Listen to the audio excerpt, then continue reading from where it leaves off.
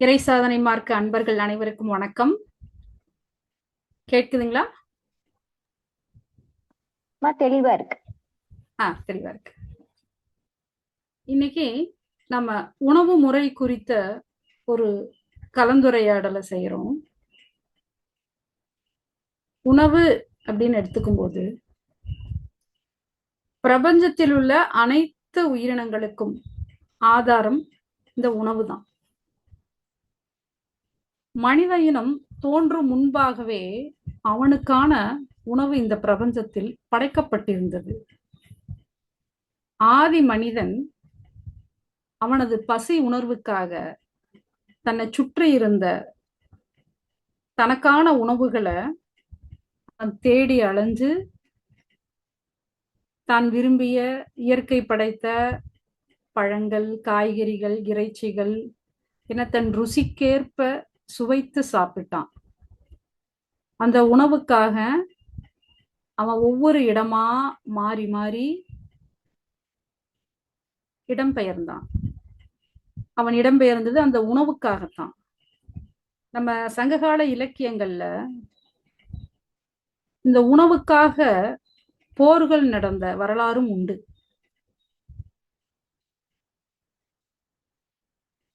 இந்த உணவின் தேவைக்காகத்தான்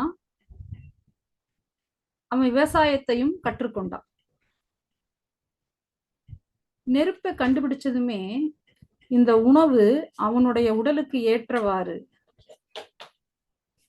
அந்த உணவை எப்படி இப்ப நம்ம சமையல்னு சொல்றோம் இல்லைங்களா, அந்த வார்த்தை, அந்த உணவை நம்ம எப்படி சமப்படுத்தி சாப்பிடணும் அப்படிங்கிறத அவன் தன்னுடைய கூர் நுண் அறிவு மூலமா அன்னைக்கு அதை அவன் கற்று உணர்ந்து இன்னைக்கு நமக்கு அந்த சமையல் கலைய விட்டுட்டு போயிருக்கான்.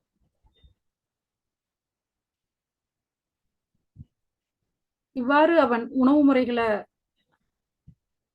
கண்டுபிடித்து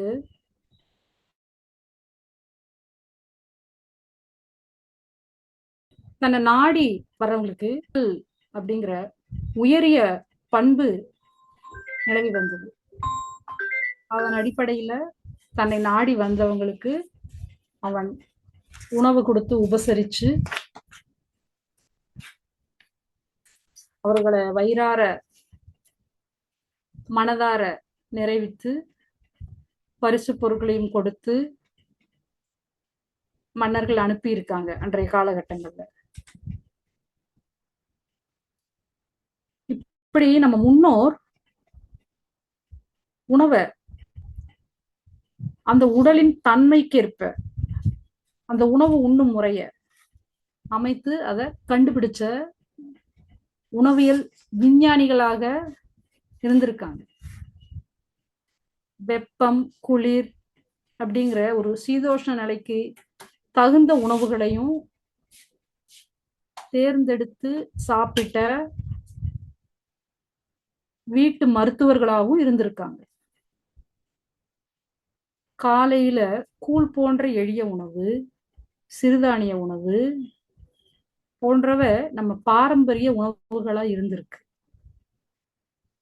இந்த சிறுதானிய உணவு அப்படின்னு சொல்லும்போது ஒரு ஆய்வறிக்கையில உத்தரப்பிரதேசத்துல ஒரு பதேபூர் சிக்ரி அப்படின்ற ஒரு இடத்துல ஒரு இடிபாடுகளுக்கு இடையில கேழ்வரகு அப்படிங்கிற சிறுதானியத்தை கண்டுபிடிச்சிருக்காங்க. அதன் பழமையை சோதிக்கும் போது அது 1200 வருட பழமையா இருந்தது. 1200 வருடங்களுக்கு பின்னரும் அந்த கேழ்வரகு அதன் நிறம் மாறாமல் கிடைத்தது நமக்கு.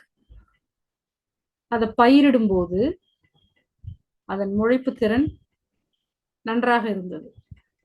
இப்ப 1200 வருஷம் கழிச்சும் கூட அந்த சிறுதானிய உணவுகளின் முளைப்பு திறன் நன்றாக இருந்தது. ஆனால் இன்று நமக்கு கிடைக்கும் அரிசி வகைகள் விதை நெல்லுக்கானது அல்ல. விதைகளை நம்ம வேற இடத்துல இருந்து வாங்கிதான் நட்டுட்டு இருக்கோம். இந்த உலகிற்கு உணவின் மூலமாக ஆரோக்கியத்தை சொல்லிக் கொடுத்த நமது சமூகம், உணவே மருந்து மருந்தே உணவு அப்படின்னு வாழ்ந்த சமூகம் இன்று என்ன உணவு சாப்பிட்டா என்ன சத்து கிடைக்கும், நாம இந்த உணவு சாப்பிட்டா இந்த வியாதி வருது, அப்ப இந்த வியாதிக்கு நாம எந்த மருத்துவர்களை அணுகலாம் அப்படின்னு தேடிட்டு இருக்கிற ஒரு அவல நிலைக்கு தள்ளப்பட்டிருக்கும்.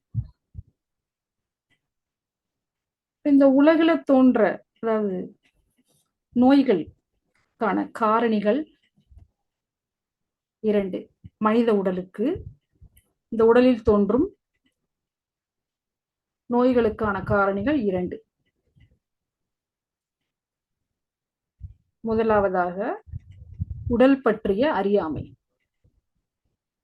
இரண்டாவதாக உணவு முறை பற்றிய அறியாமை. இந்த இரண்டு அறியாமையையும் நாம களைஞ்சிட்டா நமக்கு உடல்ல ஏன் தொந்தரவுகள் வருது அப்படிங்கிறத நாம புரிஞ்சுக்கலாம்.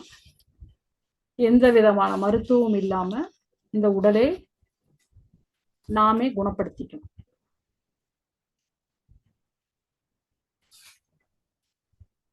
இன்னைக்கு நாம் சாப்பிடுற சாப்பாட்டுல என்னெல்லாம் ரசாயனங்கள் இருக்கு, எப்படியெல்லாம் அதை நம்ம உட்கொள்றோம், அதற்கு மாற்று என்ன, அதுல இருந்து எப்படி தப்பிக்கலாங்கிறதையும் பார்த்துட்டு அதுக்குள்ள இன்னும் கொஞ்சம் ஆழமா நம்ம போவோம்.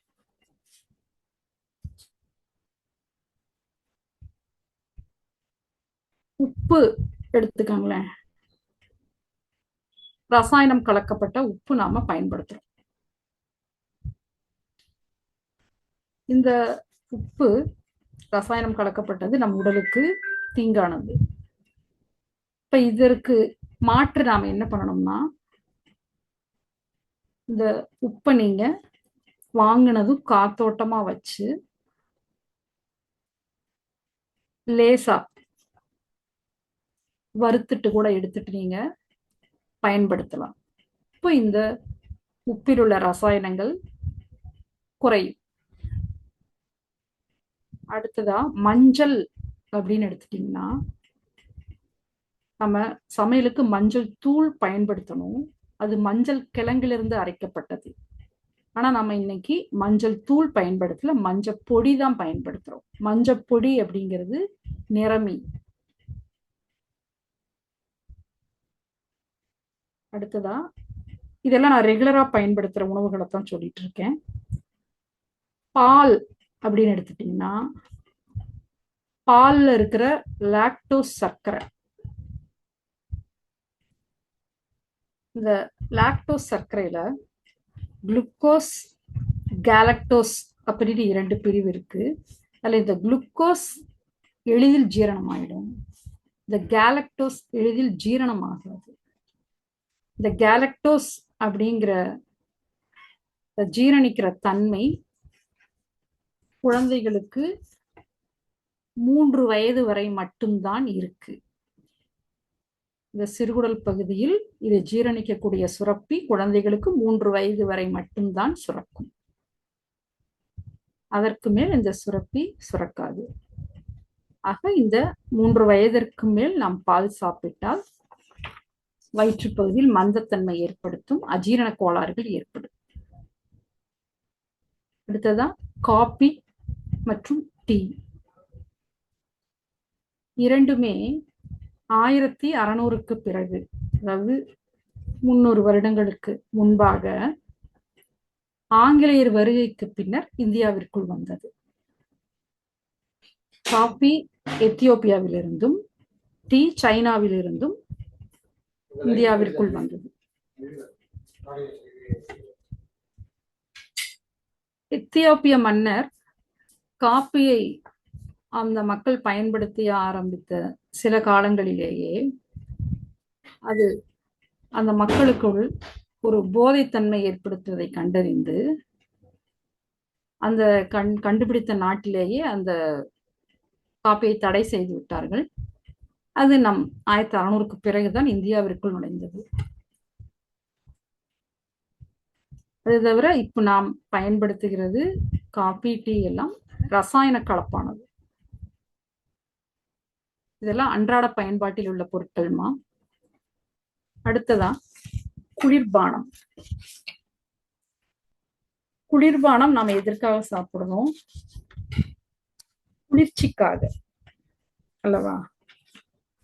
அப்போ அந்த குளிர்ச்சிக்காக நாம் சாப்பிடும் பொழுது பற்கள் நடுங்குது, ஈறு பகுதி பாதிக்குது. அப்ப யோசிச்சு பாருங்க. அப்ப அந்த நடுக்கம் வருது இல்லைங்களா? அப்போ வாய்க்குள்ள போகும்போது வரும் நடுக்கம் உணவுக்குழல் பகுதி, இரைப்பை போன்ற பகுதியை அடையும் போது அந்த உட்புற சுவர்கள் அனைத்தும் இந்த குளிர்ச்சிக்கு உட்பட்டு நடுநடுங்கித்தான் இந்த குளிர்பானம் உள்ளே இறங்கும். அப்போ இந்த குளிர்ச்சியானது உள்ளே நுழைந்ததும் ஜீரணம் நடைபெறாது. முதலில் இந்த உடலின் வெப்பநிலையானது இந்த குளிர்ச்சியான குளிர்பானத்தை தன்னுடைய வெப்பநிலைக்கு மாற்ற வேண்டும். அப்பொழுது இந்த உடலின் வெப்பநிலையானது சற்று உயரும். உயர்த்தி உள்ளே இறங்கிய குளிர்ச்சியான அந்த பானத்தை வெப்பநிலை சமப்படுத்திய பின்னர் தான் சீரணிக்கும் வேலையை செய்ய ஆரம்பிக்கும். இப்போது நம் உடல் வெப்பநிலை கூடத்தான் செய்யும். இதுல ஒரு ட்ரிக் என்ன பண்ணலாம்னா, நீங்க விரும்பினா, மனம் விரும்பிடுச்சு அப்படின்ற காரணத்தால அந்த குளிர்பானத்தை உட்கார்ந்து நிதானமா சுவைச்சு ஒரு வாயாக நிதானமாக வாயில் வைத்து வேண்டும் என்கிற அளவு மட்டும் சுவைக்கலாம். அதிகமாக சுவைக்க கூடாது. அடுத்ததான் இந்த குளிர்பானத்தில் உள்ள அடுத்த தவறு கரியமில வாயு. நாம் மூச்சுக்காற்றின் போது அனைவருக்கும் தெரிந்தது, மூச்சுக்காற்றின் போது ஆக்சிஜனை எடுத்துக்கொண்டு கரியமில வாயுவை வெளியேற்றுகிறோம். இந்த குளிர்பானங்களில் அடைக்கப்பட்டிருக்கும் கரியமில வாயு நாம் உள்ளே குடிக்கிறோம். அப்பொழுது இந்த உடல் அந்த கழிவுப் பொருளை ஜீரணிப்பதற்கு தன்னுடைய ஆற்றலை வீணாக்கும். அது ஒரு தவறு. அடுத்ததாக இதில் உள்ள செயற்கை மணமூட்டிகள், நிறமூட்டிகள், செயற்கை அமிலங்கள். இதுல ஒரு முக்கியமான விஷயம் என்னன்னா, பாஸ்பாரிக் அமிலம் என்று இந்த குளிர்பானத்தில் உள்ளது. இது சிறுகுடல் பகுதியில நம்ம பால் கால்சியத்துக்காக குடிக்கிறோம் அப்படின்ற ஒரு நிலைப்பாட்டுல மக்கள் எல்லாம் குடிச்சு கால்சியத்தை எல்லாம் அதிகப்படுத்தி வச்சிருக்காங்க இல்லைங்களா? அப்போ அங்க இருக்கிற அந்த கால்சியத்தோட இந்த பாஸ்பாரிக் அமிலம் வினை புரிந்து உடல் உருவாக்குற அந்த கால்சியத்தை கழிவா மாற்றுது. இந்த பாஸ்பாரிக் அமிலத்தோட வேலை அதுதான். அப்போ உடல் கால்சியத்தை தன் தேவைக்கு உற்பத்தி செய்யும் போது நாம் குடிக்கும் குளிர்பானத்தில் உள்ள பாஸ்பாரிக் அமிலம் கால்சியத்தை நம் உடலில் சேர விடாமல் கழிவாக மாற்றிவிடும். இப்படி செய்யறதுனால நமக்கு எலும்பு அடர்த்தி குறைய ஆரம்பித்து விடும். இதை சரி செய்வதற்காக உடல் தன்னுடைய ஆற்றலை வீணாக்கும். அது தவிர இந்த தொடர்ந்து குளிர்பானங்கள் உட்கொண்டால் உடலின் அமிலத்தன்மை அதிகமாகி உடல் எடை கூடும். இதற்கு மாற்றாக இளநீர், பதநீர், உண்மையான பாலில் தயாரிக்கப்பட்ட மோர், பழச்சாறுகள் போன்றவற்றை நாம் சேர்த்துக் கொள்ளலாம். அடுத்ததான் அன்றாட பயன்பாட்டில் குழந்தைகள் விரும்பும் நூடுல்ஸ். நூடுல்ஸ் என்றாலே அது ஒரு தட்டையாக தயாரிக்கப்பட்ட மாவு பொருள் என்று அர்த்தம். அது சீனர்களின் பாரம்பரிய உணவு. அங்கு அவர்கள் கிழங்கு வகைகளிலிருந்து இந்த உணவை தட்டையாக தயாரித்து அன்றாட பயன்பாட்டிற்கு பதப்படுத்தி வைத்துக் கொள்வார்கள். அதை நாம் இங்கே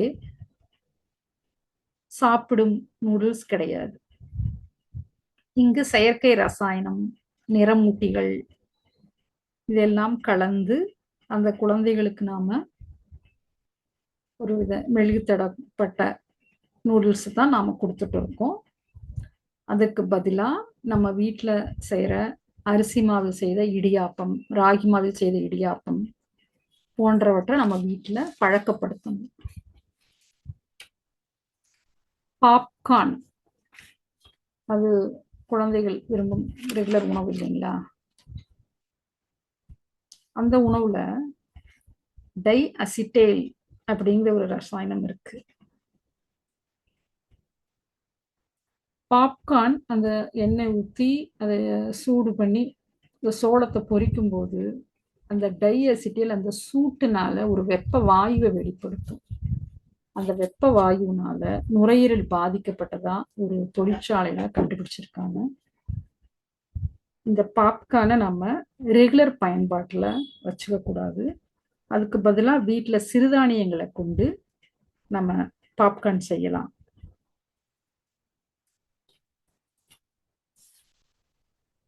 அடுத்ததா ரெகுலர் பயன்பாட்டில் உள்ள இன்னொரு பொருள் ஐஸ்கிரீம்.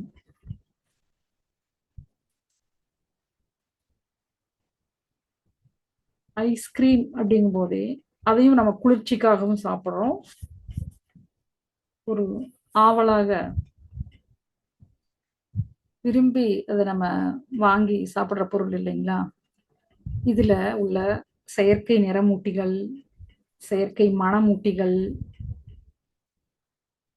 இந்த குளிர்ச்சி, உடலை தாண்டிய குளிர்ச்சி, இதெல்லாமே நமக்கு பிரச்சனை தான்.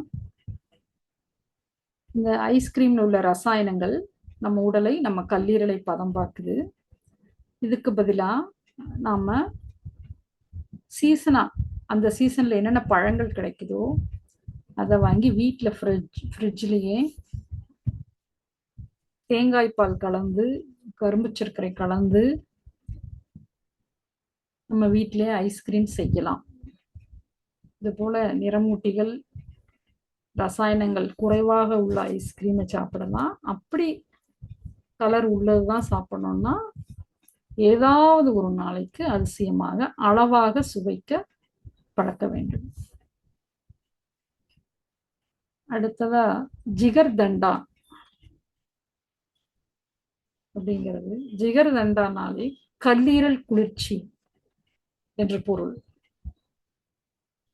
அன்றைய நாட்களில் இது பழங்கள், நுங்கு பயன்படுத்தி செய்யப்பட்டது. ஆனால் இன்று இது ஐஸ்கிரீம் பயன்படுத்தி தான் செய்யறாங்க. அப்ப இதில் உள்ள தவறையும் நாம புரிஞ்சுக்கணும். அடுத்ததா ஒரு தகவல், இன்னைக்கு நாம சாப்பிடுறதே ஐஸ்கிரீமா அப்படிங்கறத பாருங்க.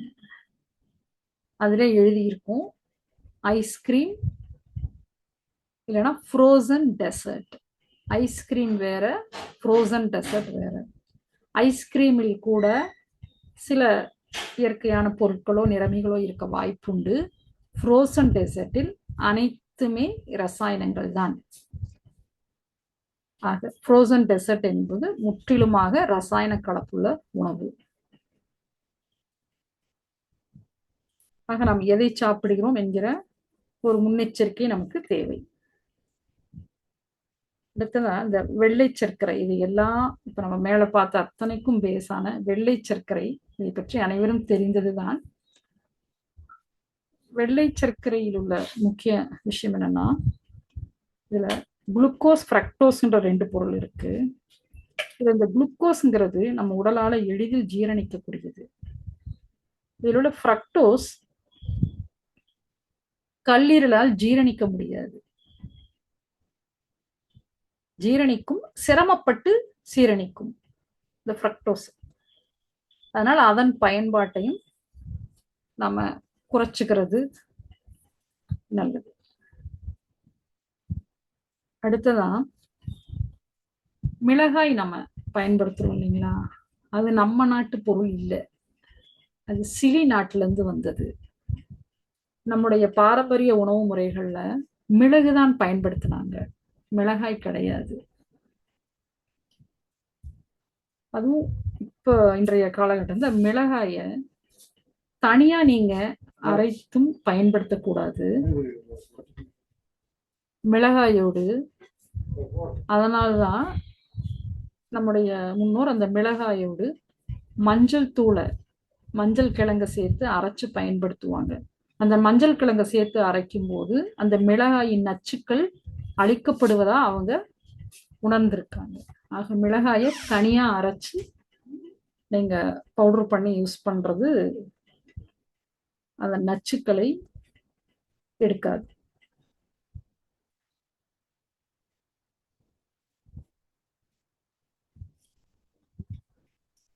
இப்படி நம்ம நிறைய உணவுகளா ரெகுலர் பயன்பாட்டில் உள்ள உணவுகளை பார்த்துட்டு வந்துட்டு இருக்கோம்.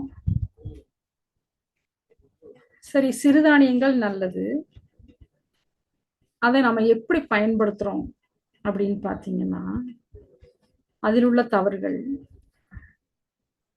ராகி இன் தன்மை வெப்பம், வெப்பத்தன்மை மிகுந்தது. கம்பு குளிர்ச்சி தன்மை மிகுந்தது. இப்போ இது அவரவர் உடலுக்கு வெப்பம் குளிர்ச்சி என்பது தெரியும். அப்ப அவங்கவுங்க உடம்புக்கு தகுந்த மாதிரி இந்த உணவுகளை அந்தந்த சீதோஷ்ண நிலைக்கு தகுந்த மாதிரி நாம சாப்பிடணும்.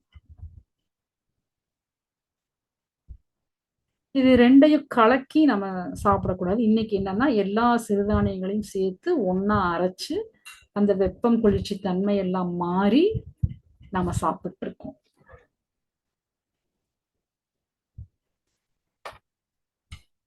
இப்படி பலவித உணவுகளை நாம எடுத்துட்டு இருக்கோம். இதுல அன்னைக்கு நம்ம தமிழ் சமூகம் எவ்வாறு உணவு சாப்பிட்டதுங்கிறத நம்ம பார்த்துட்டு இருந்தோம். அன்னைக்கு அவங்க உணவுக்காக இடம் பெயர்ந்து சென்று சாப்பிட்டாங்க. நாட்கள் நகர நகர இந்த உணவு முறையானது நம்ம வீட்டில் செய்யற உணவை அடுத்த வீட்டுக்கு கொடுப்போம். இப்ப நம்ம ஒரு ஊரிலிருந்து இன்னொரு ஊருக்கு இந்த உணவு முறைகளை அனுப்பணும்னா ஆப் எல்லாம் நிறைய வந்துருச்சு இல்லைங்களா, இப்படி வெகு விரைவில் அனுப்புறோம். அப்புறம் நம்ம வீட்டிலிருந்தே நமக்கு தேவையான உணவுகளை எங்கிருந்தாலும் நம்ம ஆர்டர் பண்ணி வாங்கி சாப்பிடுறோம். எந்த ஊர்ல இருந்தாலும் சரி, எந்த நாட்டுல இருந்தாலும் சரி, அந்த உணவுப் பொருளை வர விதைச்சு நம்மளுக்கு நம்மளுடைய ஆசைக்கு தேவைக்கு அந்த உணவை நாம சாப்பிடுறோம். இப்படி மனிதனோட அடிப்படை தேவையா அந்த உணவு நம்ம இடத்துல மாறி இருக்கு. அதற்கான முதல் இடத்தை நாம் அந்த உணவுக்கு தான் கொடுத்துருக்கோம். அந்த உணவுக்கான எந்த ஊர்ல இருந்தாலும் கிடைக்குதுங்க போது அதுக்கான பொருளாதார தேவைகள் இன்னைக்கு இருக்கு. அதை பயன்படுத்தி உணவை வாங்கி சாப்பிடுவோம். இன்றைக்கு காலகட்டத்தில் கிடைக்கிறதெல்லாம் ரசாயன உணவுகள் அப்படிங்கிறதையும் நம்ம பார்த்தோம். அந்த கலப்படத்திலிருந்து நாம இன்று தவிர்க்க முடியாத ஒரு நிலைக்கு மாறி இருக்கோம். இது ஒரு கடலியல் விஞ்ஞானி ராக்கெல் கார்சன் அப்படிங்கிறவர் தன்னுடைய மௌன வசந்தம் அப்படின்ற நூல்ல எழுதின ஒரு விஷயத்த சொல்லிட்டு நகர்றது சிறப்பா இருக்குன்னு நினைக்கிறேன். 1956 அமெரிக்காவுடைய ராபின் பறவை இனங்கள் அது அந்த வசந்த காலத்துல எப்பவும் இங்கிலாந்துக்கு பறந்து போயிட்டு வரும். இது நீங்க கேள்விப்பட்டிருக்கலாம், இருந்தாலும் இது தொடர்பா நான் சொல்றேன். வசந்த காலத்தின் போது அந்த நாட்டிற்கு சென்று வரும். இப்ப இந்த அமெரிக்கால பார்த்தாங்க, அந்த போன பறவை இனங்கள காணோம். என்னடான்னு அவங்க ஆய்வ மேற்கொண்டு 1960ல இதற்கான முடிவ அறிவிச்சாங்க. இந்த பறவைகள் இங்கிலாந்துல ராபின் பறவைகள் இங்கிலாந்துக்கு போனப்போ, அந்த மரங்கள் அந்த அது போய் வாசிக்கிற அந்த மரங்கள்ல நிறைய வண்டுகள் வந்திருக்கு. அப்போ அந்த வண்டுகள் இருந்தா அந்த மரத்தோட இலைகளை முழுவதுமா அந்த வண்டுகள் சாப்பிட்டுருக்கு. அந்த மரத்தை காப்பாத்துறதுக்காக ஹெலிகாப்டர் மூலமா மருந்து தெளிச்சிருக்காங்க.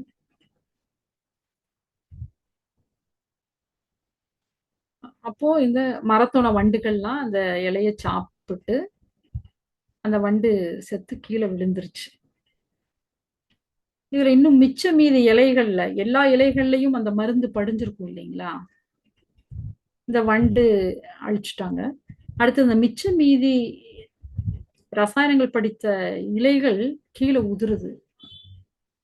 அந்த கீழே உதிர்ந்த இலைகளை அந்த மரத்துக்கு கீழே இந்த மண்புழுக்கள் சாப்பிடுது. அதை சாப்பிட்டு அந்த மண்புழுக்கள் செத்து போயிடுது. அமெரிக்காவில இருந்து போன ராபின் பறவைகள் அந்த மண்புழுக்களை சாப்பிட்டு அந்த ராபின் பறவைகள் செத்து போச்சு. போன அத்தனை பறவைகளும் சாகல, ஒரு பாதிதான் செத்துது. மீதி பறவைகள் அந்த ரசாயனத்தை உண்டு எதிர்ப்பு சக்தியோட உள்ள பறவைகள் மீண்டும் திரும்பி வருது. வந்த பறவைகள் கூடு கட்டுது, கூடு கட்டி முட்டை போடுது. இந்த போட்ட முட்டை ஒண்ணுமே பொரிக்கல. அப்படியே அந்த ராபின் பறவையோட இனம் அழிஞ்சிருச்சு. இந்த விஷயத்த அதோட இந்த மருந்து பட்டதனால அங்க பக்கத்துல இருந்த நீர்நிலைகள் இருக்கும் இல்லைங்களா, அந்த மரங்களை ஒட்டி இருந்த நீர்நிலைகள் இருந்த மீன்களும் செத்துருக்கு. இந்த தகவலை அந்த மௌன வசந்தம் நூல்ல ராக்கேல் கார்சன் என்ற கடலியல் விஞ்ஞானி பதிவு பண்றார். உணவு சங்கிலிங்கிற விஷயம் இருக்கு. அதே சமயம் உணவு நச்சு, அந்த நச்சுக்கும் சங்கிலி இருக்கு. அப்போ ஒரு உணவுப் பொருள்ல உள்ள நச்சு அடுத்தடுத்த உணவுப் பொருள்களுக்கும் அடுத்தடுத்த உயிரினங்களுக்கும் கடத்தப்பட்டு நாம் ரசாயன கலப்புள்ள உணவுகளிலிருந்து நன்றாக தற்போது மாட்டிக்கொண்டிருக்கிறோம். தேடி அலைந்தாலும் ரசாயன தவிர்த்த உணவுகளை தேடி அலைந்தாலும் சிலருக்கு கிடைக்கும், சிலருக்கு கிடைக்காது.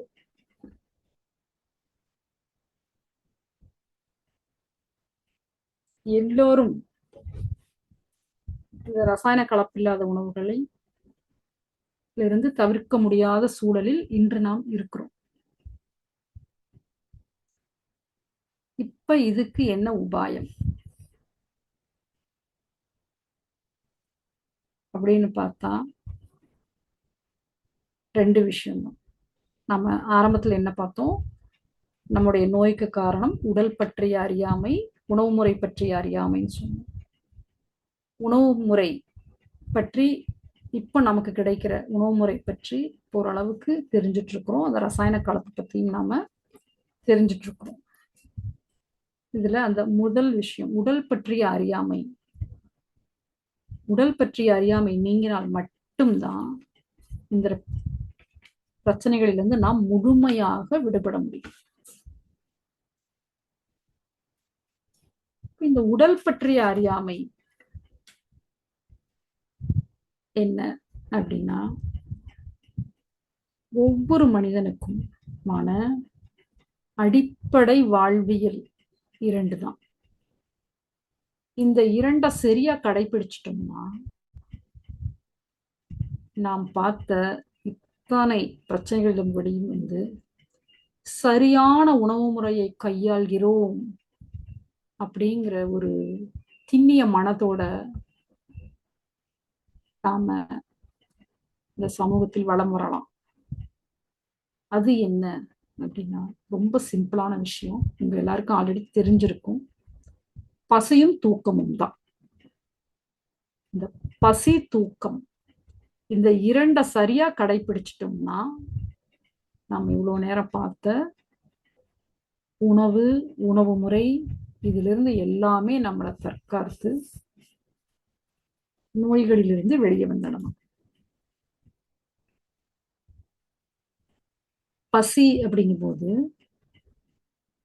சாப்பிடுறதுல ஒரு 3 நிலையை மட்டும் நம்ம கவனிச்சோம். கவனம் என்பது மிக அவசியம். கவனம் இருந்தாதான் இந்த 3 நிலையும் நாம புரிஞ்சுக்க முடியும். சாப்பிடும்போது யாரோட பேசாம டிவி பார்க்காம நம்ம தட்டை மட்டும் பார்த்து கவனமா சாப்பிடும்போது முதல் நிலையில நம்ம சாப்பிடுற உணவை போதும் அப்படின்னு அறிவுறுத்தும். இப்போ அந்த நிலையிலே நம்ம சாப்பிடுற உணவை நிறுத்திக்கலாம். ஏன்னா உடல் சொல்லுது, எனக்கு பசி வந்தது, பசிக்களவா நீ சாப்பிட்ட, போதும் நிறுத்திரு. இதுக்கு மேல நீ கொடுத்தேன்னா என்னால ஜீரணிக்க முடியாது. என்னுடைய உள்ளுறுப்புகளுடைய சீரணிக்கும் திறன் இவ்வளவுதான் அப்படிங்கிறத சொல்லுது. ஒவ்வொரு உடலும் தனித்தன்மை வாய்ந்தது. அதனால அந்த உடலுக்கு என்ன பசியோ என்ன சீரணிக்கும் தன்மையோ அதை உடல் நமக்கு சொல்லும். அந்த நிலையிலே நாம நிறுத்திடணும். சரி, இதையும் தாண்டி சாப்பிட்டோம். அடுத்ததான் 2வது நிலை. நாக்குல சுவை குறைய ஆரம்பிக்கும். ஒரு உணவை நல்லா சுவைச்சு சாப்பிடுங்க, சுவையை உணர முடியும் சாப்பிட்ட மாத்திரத்துல. அடுத்தது 2-3 வாய் நீங்க சாப்பிட்டதுமே அந்த அந்த உணவின் இயல்பான சுவை மாற துவங்கும். அப்போ அது என்ன சொல்லுதுன்னா, உடல் போதும், எனக்கு அந்த சுவை கிடைச்சிருச்சு, அந்த உணவுல இருக்கிற உயிர் சக்தி எனக்கு கிடைச்சிருச்சு, இந்த உயிர் சக்தியே எனக்கு போதும், நிறுத்திரு, எனக்கு வேணாம் அப்படின்னு சொல்றதுனாலதான் அந்த சுவையை மாத்துது. இது ஒரு பாயிண்ட். அப்ப நாம உடனே என்ன சாப்பிட்டாலும் சரி அதை உடனே நம்ம நிறுத்திடணும். அடுத்து 3வதா வயிறு நிறைஞ்சிரும். சாப்பிட்டது இதையெல்லாம் நம்ம ஃபர்ஸ்ட் சொன்ன 2ஐயும் கவனிக்கல. அடுத்து வயிறு நிறைஞ்ச உணர்வு ஏற்படும். அட்லீஸ்ட் இப்பவாவது நாம நிறுத்திடணும். நிறுத்தாம உணவு வேஸ்டா போகுது அப்படின்னு சொல்லிட்டு நம்ம சாப்பிட்டோம்னா நம்முடைய வயிறு குப்பை தொட்டியாக மாறிவிடும். ஆக சாப்பிடுவதில் நான் சொன்ன இந்த 3 நிலைகளையும் ஃபாலோ பண்ணி பசிச்சு ருசிச்சு அளவோட சாப்பிட்டோம்னா நம்ம உடலின் அடிப்படை இயல்பான முதல் நிகழ்வுல நாம தேர்வு பெற்று விடுகிறோம். அடுத்ததா இரவுல தூங்க போறது.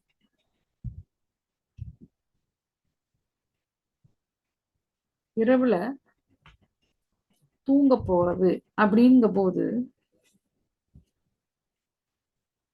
எத்தனை மணிக்கு அப்படின்னு வந்துருது இல்லைங்களா? இரவுனாலே மாலை 6 மணிக்கே ஆரம்பிச்சு. மாலை 6 மணிக்கு மேலே நம்ம உணவை நிறுத்திடணும்.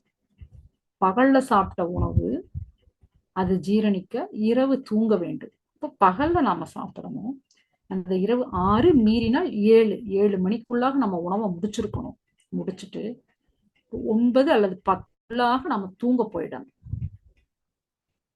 அப்படி நாம தூங்கும் போதுதான் நான் சொன்னேன், நாம் இவ்வளவு நேரம் பார்த்தோம் இல்லையா உணவுகள், அந்த உணவுகள் எல்லாம் இப்ப நமக்கு கிடைக்கிறதெல்லாம் ரசாயன கலப்புள்ள உணவுகள். இந்த ரசாயன கலப்புள்ள உணவுகளையும் தாண்டி நாம வேற ரசாயனங்களை பயன்படுத்துறோம். அதுவும் நாம ஏற்கனவே பேசி இருப்போம். Paste, soap, dye, powder, cream, perfume அப்படிங்கிற நாப்கின்ஸ், குழந்தைகளுக்கு டயப்பர், இப்படி என்னெல்லாம் கெமிக்கல்ஸ் பயன்படுத்துறோங்கிறத யோசிச்சு பார்த்துக்கோங்க. இப்படி ரசாயனங்களை நம்ம உணவுலையும் கொடுக்குறோம், பயன்படுத்துற பொருள்கள்லையும் கொடுக்குறோம். இப்படி இருக்கிற அத்தனை ரசாயனங்களையும் உடல் என்ன பண்ணணும், ரத்தத்துல கலக்க விடாம நம்ம உள்ள போறது அத்தனையும் பிரிச்சு எடுத்து, இந்த கல்லீரல் ரத்தத்துல கலந்தா உடல் கெட்டு போயிரும் அப்படின்னு சொல்லி கல்லீரல்ல சேர்த்து வச்சுக்கும். தக்க சமயம் பார்த்து இந்த கல்லீரல் இந்த நச்சுக்களை கரைச்சிரும்.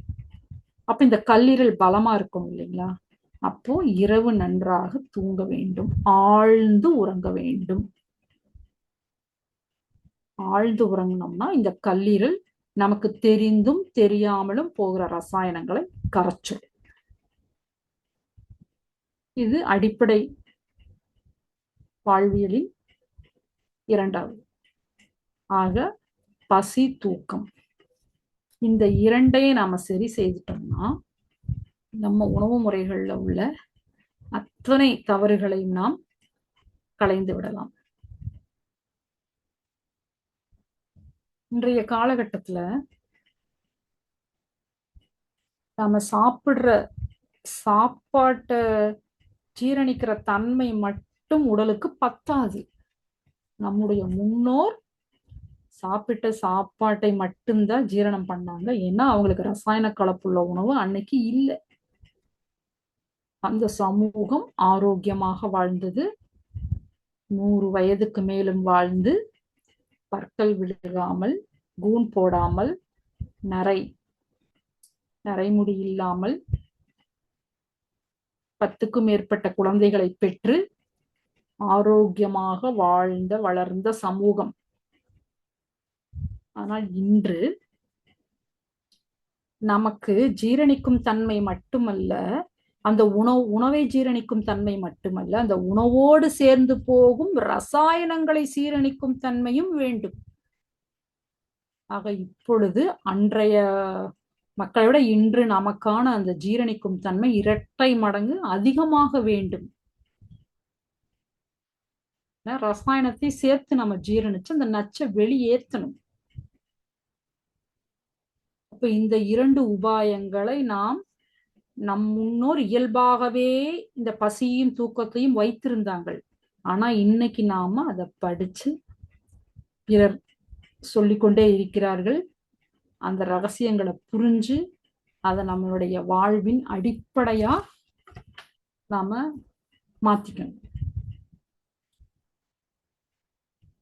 எந்த உணவு சாப்பிட்டா என்ன நோய் சரியாகும் அப்படிங்கிற கேள்வியே இன்றைக்கு உணவுமுறை காலத்தில் மிக தவறான கேள்வி. உடலின் அடிப்படை இயல்புகளான இந்த பசியையும் தூக்கத்தையும் வாழ்வியலா மாற்றிக்கிறதும் நம்ம இளைய தலைமுறைக்கு அழியாத ஒரு சொத்தாக நம்ம விட்டுட்டு போறது மட்டும்தான் நம்முடைய தலையாய கடமை. சரிங்களா? ஆக இன்னைக்கு உணவு முறை அப்படிங்கிற விஷயத்துல நான் ரெகுலரா பயன்படுத்துற சிலதான் உங்களுக்கு சொல்லியிருக்கேன். இதுல ஏதாவது கேள்விகள் இருந்தா நீங்க கேளுங்க. இதை மீண்டும் தொடர்ந்து நம்ம பேசலாம்.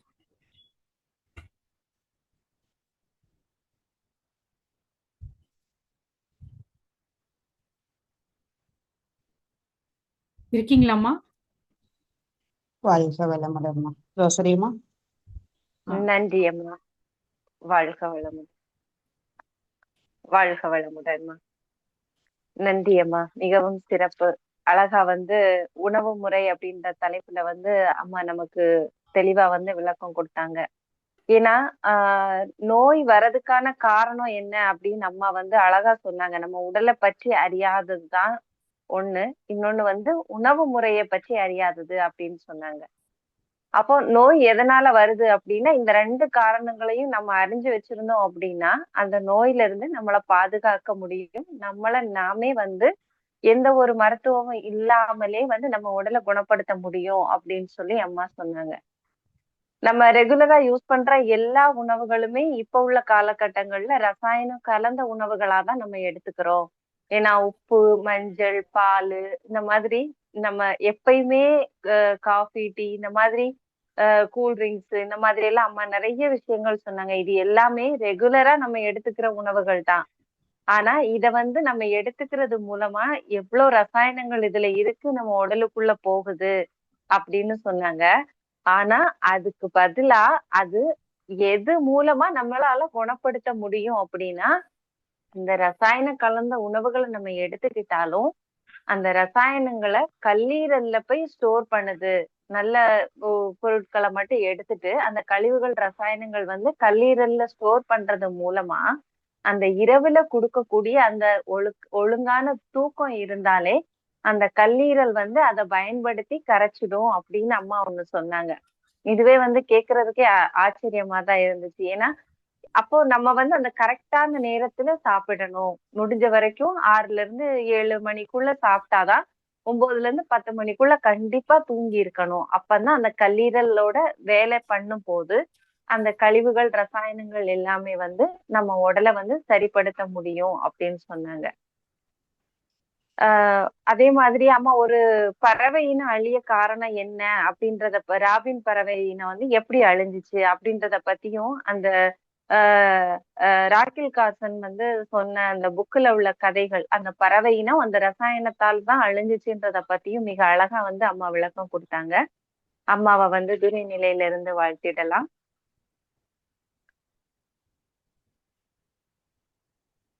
ஹீலர் உமா மகேஸ்வரி அம்மா அவர்கள் வாழ்க வளமுடன். ஹீலர் உமா மகேஸ்வரி அம்மா அவர்கள் வாழ்க வளமுடன். அம்மா அவர்களும் அவரது குடும்ப உறுப்பினர்கள் அனைவரும் அருட்பேராற்றல் கருணையினால் உடல் நலம், நீளாயுள், நிறை செல்வம், உயர் புகழ், மெய் ஞானம் ஓங்கி வாழ்க வளமுடன், வாழ்க வளமுடன். நன்றிங்கம்மா, வாழ்க வளமுடன். கேள்வி கேட்க இருக்கிறவங்க யாராவது ஹேண்ட் ரைஸ் பண்ணலாமா? அம்மா கிட்ட ஏதாவது டவுட் இருந்தா நீங்க கேள்வி கேட்கலாம்.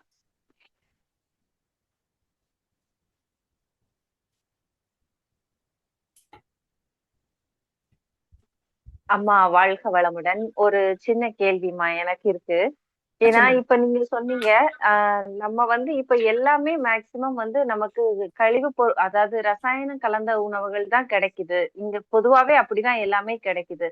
ஆனா அந்த ரசாயனம் கலந்த உணவுகள் வந்து நம்ம நேச்சுரலா நமக்கு இப்ப நிறைய பொருட்கள் கிடைக்கிறது இல்ல.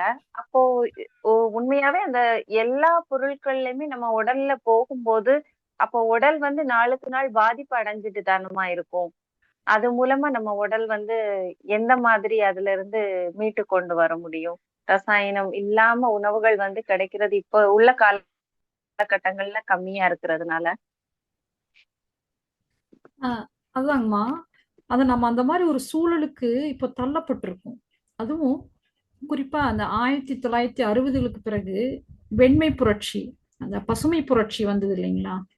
அந்த பசுமை புரட்சிக்கு பிறகு அரசுமே இந்த நிலைக்கு தான் தள்ளப்பட்டு நுகர்வோருக்காக அவங்க சிறிதளவு ரசாயனங்களை கலந்துக்கலாம் அப்படிங்கிறத விட பர்மிஷன் கொடுத்துருக்காங்க. அப்போ அந்த மாதிரி உணவுகள் தான் நமக்கு கிடைக்குது. ஆர்கானிக்கா நம்ம தேடி போறோம். தேடி போறதுல எத்தனை சதவீதம் உண்மை இருக்கு அப்படிங்கிறதையும் நம்ம கலந்து ஆலோசிக்க வேண்டியதா இருக்கு.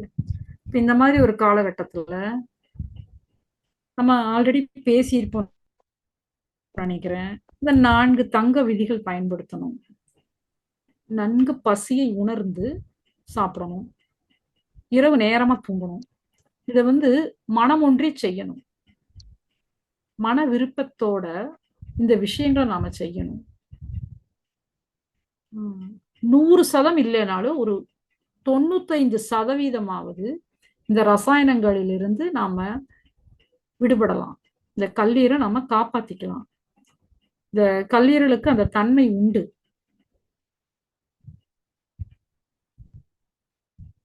இரவு ஆழ்ந்த தூக்கத்துல அந்த குளிர்ச்சி பொழுதுல கல்லீரல் இந்த வேலையை செய்யுது இல்லைங்களா? ஓகே, நன்றிங்கம்மா, நன்றி. இப்ப நீங்க நான் ஆல்ரெடி சொன்னதுதான் உங்களுக்கு சொல்றேன். அந்த ரெண்டுலயும் நாம தீர்க்கமா இருந்தாலே போதும். இப்ப நாம் அதை பின்பற்றுறது இல்லைங்கிறதுனாலதான் அதை நான் மீண்டும் மீண்டும் வலியுறுத்துறேன். ஏன்னா நம்முடைய சூழல் காரணமா, ஆஹ் நம்மளுடைய வேலை காரணமாக நாம இதை பின்பற்றுறதுல குறைபாடுகள் இருக்கு. அதை நம்ம இன்னும் 100% கடைபிடிச்சு நம்ம குழந்தைகளையும் இதுக்குள்ள கொண்டு வரணும். கொண்டு வந்தோம்னா நாம் அதுல இருந்து வெளிவரலாமா? கண்டிப்பாம்மா. நன்றிங்கம்மா, நன்றிங்கம்மா. இதுல ஏதாவது வாழ்க பிராக்டிக்கல் வளமுடன்மா. டிஃபிகல்டிஸ் இருந்தா கேளுங்க. பானுமதி அம்மா, நிறைய வாழ்க பார்க்கலாம். வளமுடன்மா. வாழ்க வளமுடன் அம்மா. சொல்லுங்க. ரொம்ப நல்லா இருந்தது உங்களோட ஸ்பீச். எனக்கு ஒரே ஒரு கிளாரிபிகேஷன் என்னன்னா, அந்த ராபின் ஸ்டோரி சொன்னீங்க இல்லையா, தட் இஸ் யூஎஸ்ல இருந்து இங்கிலாந்து போனதுல அந்த ரிசர்ச்சர் பேர் என்ன? ராக்கெல் கார்சன். அது நீங்க நெட்ல போட்டு பாருங்க வரும். என்ன என்ன ஸ்பெல்லிங் சொல்லுங்க. RACHEL, Rachel Carson. Mauna Vasantham அப்படின்றது நூலு. Rachel Carson, RACHAEL, Rachel Carson, CARSON, Carson. கார்சனா? ஓகே. எனக்கு அது அந்த பேர் வந்து புரியல.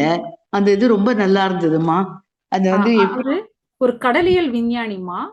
ஆஹ் அவர் அந்த ஆய்வை கண்டுபிடிச்சு அவர் அதை எழுதும் போது அவருக்கு ஷாக் ஆயிடுச்சு. அதுக்கு பிறகுதான் நமக்கு இந்த உண்மைகள்லாம் வெளியே வர ஆரம்பிக்குது. சோ நம்மளும் இதுல மாட்டிட்டு இருக்கோம் அப்படிங்கிறது தெரிய வருது. இதே போல உங்களுக்கு நம்ம இந்தியால எடுத்துட்டீங்கன்னா காசர்கோடு பகுதியில முந்திரி காடுகள் இருந்தது இல்லைங்களா? அது கேள்விப்பட்டிருக்கீங்களா? கேள்விப்பட்டிருக்கீங்க. அங்க வந்து அந்த பெஸ்டிசைடு வந்து முந்திரியில அடிக்கிறது, அடிச்சதுனால அதனோட பாதிப்பு இன்னுமே தீரலாங்க அந்த பகுதியில. இது 1900 2000 அந்த வாக்குல அடிச்ச அந்த மருந்துடைய இன்னும் 25 வருஷமாயும் அந்த மருந்துகளோட தீவிரம் அந்த காசர்கோடு பகுதி மக்கள்கிட்ட இருக்கு. அந்த பழங்குடியினர் இருக்கு. அவங்க இன்னுமே அதுக்கான தங்கள் உரிமையை, தங்கள் அந்த மருந்து அடிச்சதுனால இழந்த உரிமையை இன்னுமே அரசுகிட்ட இருந்து வாங்கிக்கிறாங்க. அவங்களுக்கு எல்லாருக்கும் முடக்குவாதம் மாதிரி வந்துடுது இல்லையா, எல்லா ஒர்க்கர்ஸ்க்கும். இதெல்லாம் இந்த ரசாயனங்கள்னால வந்த விளைவு. அது அந்த ரசாயனத்துக்கு எனக்கு பேர் மறந்து போயிடுது. ஓகே, இதுதான் இந்த இதுக்காக தான் உங்களுக்கு கேட்டேன். பேர் வந்து எனக்கு சரியா புரியல. ரொம்ப நல்லா இருந்தது உங்களோட ஸ்பீச். நன்றி அம்மா. வாழ்க வளமுடன். நன்றி.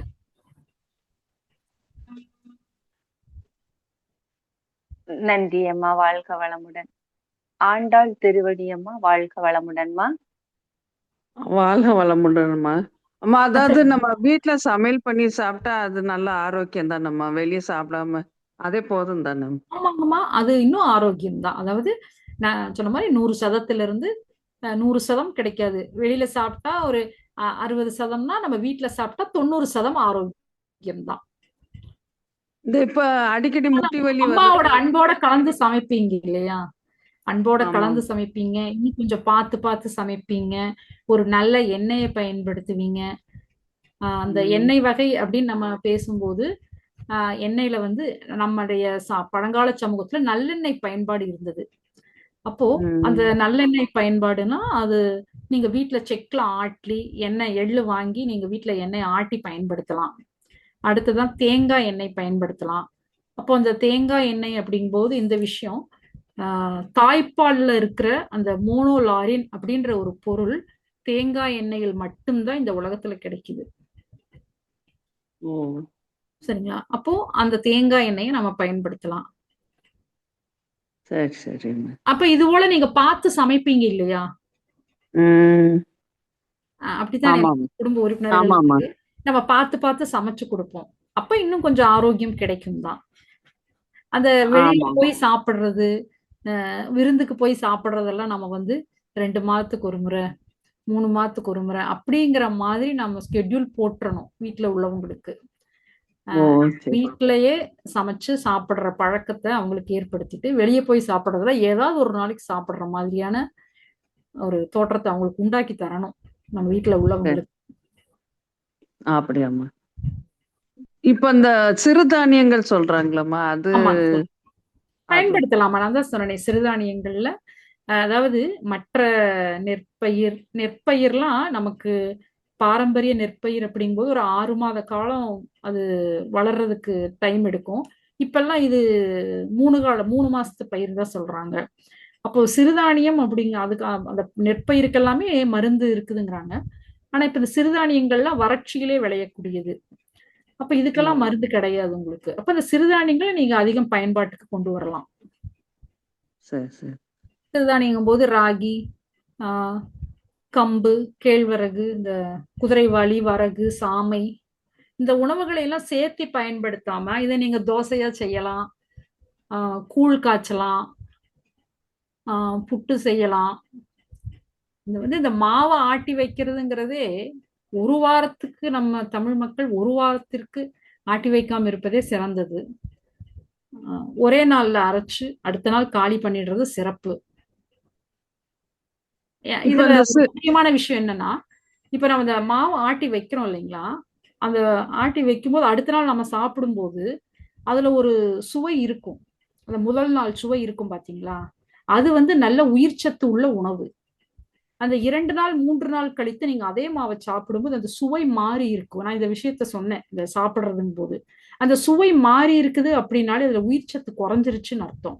அப்ப அந்த உயிர்ச்சத்து குறைந்த உணவை நம்ம வீட்டுல உள்ளவங்களுக்கு நாம கொடுக்கும்போது அது நம்முடைய உடல்ல சாப்பிட்ட அத்தனையுமே நல்ல ரத்தமாக மாறாது, கழிவாகத்தான் மாறும். அப்ப அந்த கழிவை அந்த உடல் நீக்கிறதுக்கு தன்னுடைய ஆற்றலை வீணாக்கும். நாம அந்த சுவை மாறாம சாப்பிட்டு முடிச்சிடணும். அந்த சுவை நம்ம மாவாட்டி வைக்கிறதுலயும் அது அந்த சுவை மாற ஆரம்பிச்சதுன்னா அது நம்ம கழிவு, அது எத்தனை இருந்தாலும் நம்ம அதை கீழே சிந்திரணும், எறும்பு சாப்பிட்டுக்கும், இது மற்ற உயிரினங்கள் சாப்பிட்டுக்கும், அது வேஸ்ட் எல்லாம் ஆகாது. அப்ப நம்ம ஃப்ரெஷ்ஷா அந்த சுவை மாறாம அந்த உணவை சாப்பிடணும். இதுலயே நான் இன்னொன்னு சொல்றேன், நம்ம உணவு நம்ம வீட்டுல சமைச்சு வைக்கிறோம் இல்லைங்களா, அந்த உணவின் சுவை மாறும் பாருங்க, அப்ப அது கெட்டுருச்சுன்னு அர்த்தம். ஆனா இங்க நம்ம இந்த ஃப்ரிட்ஜ் பயன்பாடு இருக்கு. நம்ம இன்னைக்கு சமைச்ச உணவை நாளைக்கு எடுத்து வச்சு சாப்பிடுறோம், சூடு பண்ணி சாப்பிடுறோம். அதாவது சமைக்காத உணவை நீங்க ஃப்ரிட்ஜ பயன்படுத்த வேண்டாம்னு நான் சொல்லல, ஃப்ரிட்ஜ் பயன்படுத்துங்க. ஆனா சமைக்காத உணவு ஓகே, இந்த சமைச்ச உணவை வச்சு பயன்படுத்தக்கூடாது. அதுல சுவை மாறுது. சுவை மாறினாலே இங்க அடிப்படை என்னன்னு கேட்டீங்கன்னா, அந்த நாம என்ன சாப்பிடுறோமோ அந்த சாப்பிடுற உணவில் உள்ள உயிர் சத்து வேண்டும் நமக்கு. அந்த உயிர் சத்து தான் நம்முடைய உடலின் ஆற்றலாக மாறுது. அப்ப அந்த உயிர் சத்து வேணும் அப்படின்னா அதை முறையா சாப்பிடணும். அப்ப அந்த உயிர் சத்து மாறின உணவு நமக்கு வேண்டாம். ஃப்ரிட்ஜ்ல சமைச்ச உணவு வைக்காதீங்க.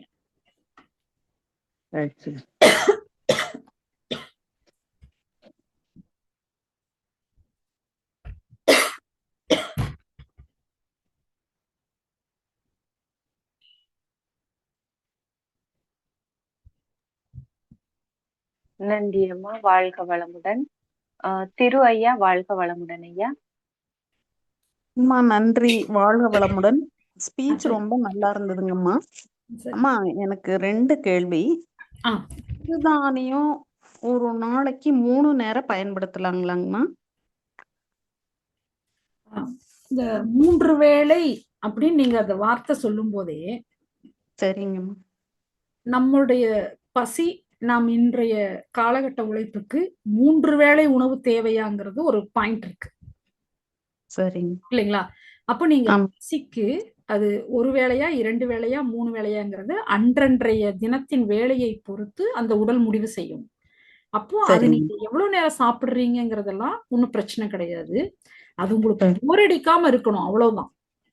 சரிங்கம்மா, அவ்வளவுதான் விஷயமே ஒழிய அதனால ஒரு தவறு இல்லை. நம்ம ஒருத்தர் 2 பேர் தான் இருக்கோம், செய்துட்டோம். எனக்கு புரியுது நீங்க கேக்குறது. அப்போ அது நம்ம நிறைய செய்ய முடியும், செஞ்சு வேஸ்ட் ஆயிடும் இல்லைங்களா? ஆமாங்க, பயன்படுத்தலாமா? நம்முடைய பசியும் தேவையும் தான். சரிங்கம்மா. அடுத்த கேள்வி, நம்ம ஃப்ரிட்ஜ்ல வெஜிடபிள்ஸ் விக்கிறோம் இல்லைங்கம்மா, நியூட்ரியன்ஸ் போயிருது அப்படிங்கிற ஒரு கான்செப்ட் சொல்றாங்க. அதாவதுமா, நீங்க இப்போ 1 வாரம் 10 நாளைக்கெல்லாம் காய் வாங்கி ஸ்டோர் பண்றீங்களா? இல்லைங்கம்மா, நான் முடிஞ்ச அளவுக்கு நான் நேச்சுரலா சட்டியில மணல் போட்டுங்கம்மா. ஆ, அதுக்குள்ள ஒரு பாத்திரம் வச்சு ஈரத்துணி போட்டு மூடிடுவேங்க. போதுமே. அது போலவே பயன்படுத்துங்க. காய்கறிகளை வெளியே வச்சாலே போதும். நீங்க சரிங்க. ஃப்ரிட்ஜ்ல வைக்கணுங்கிற அவசியம்லாம் இல்ல. சரிங்க. நம்ம பழகிட்டதுனால வைக்கிறோம்.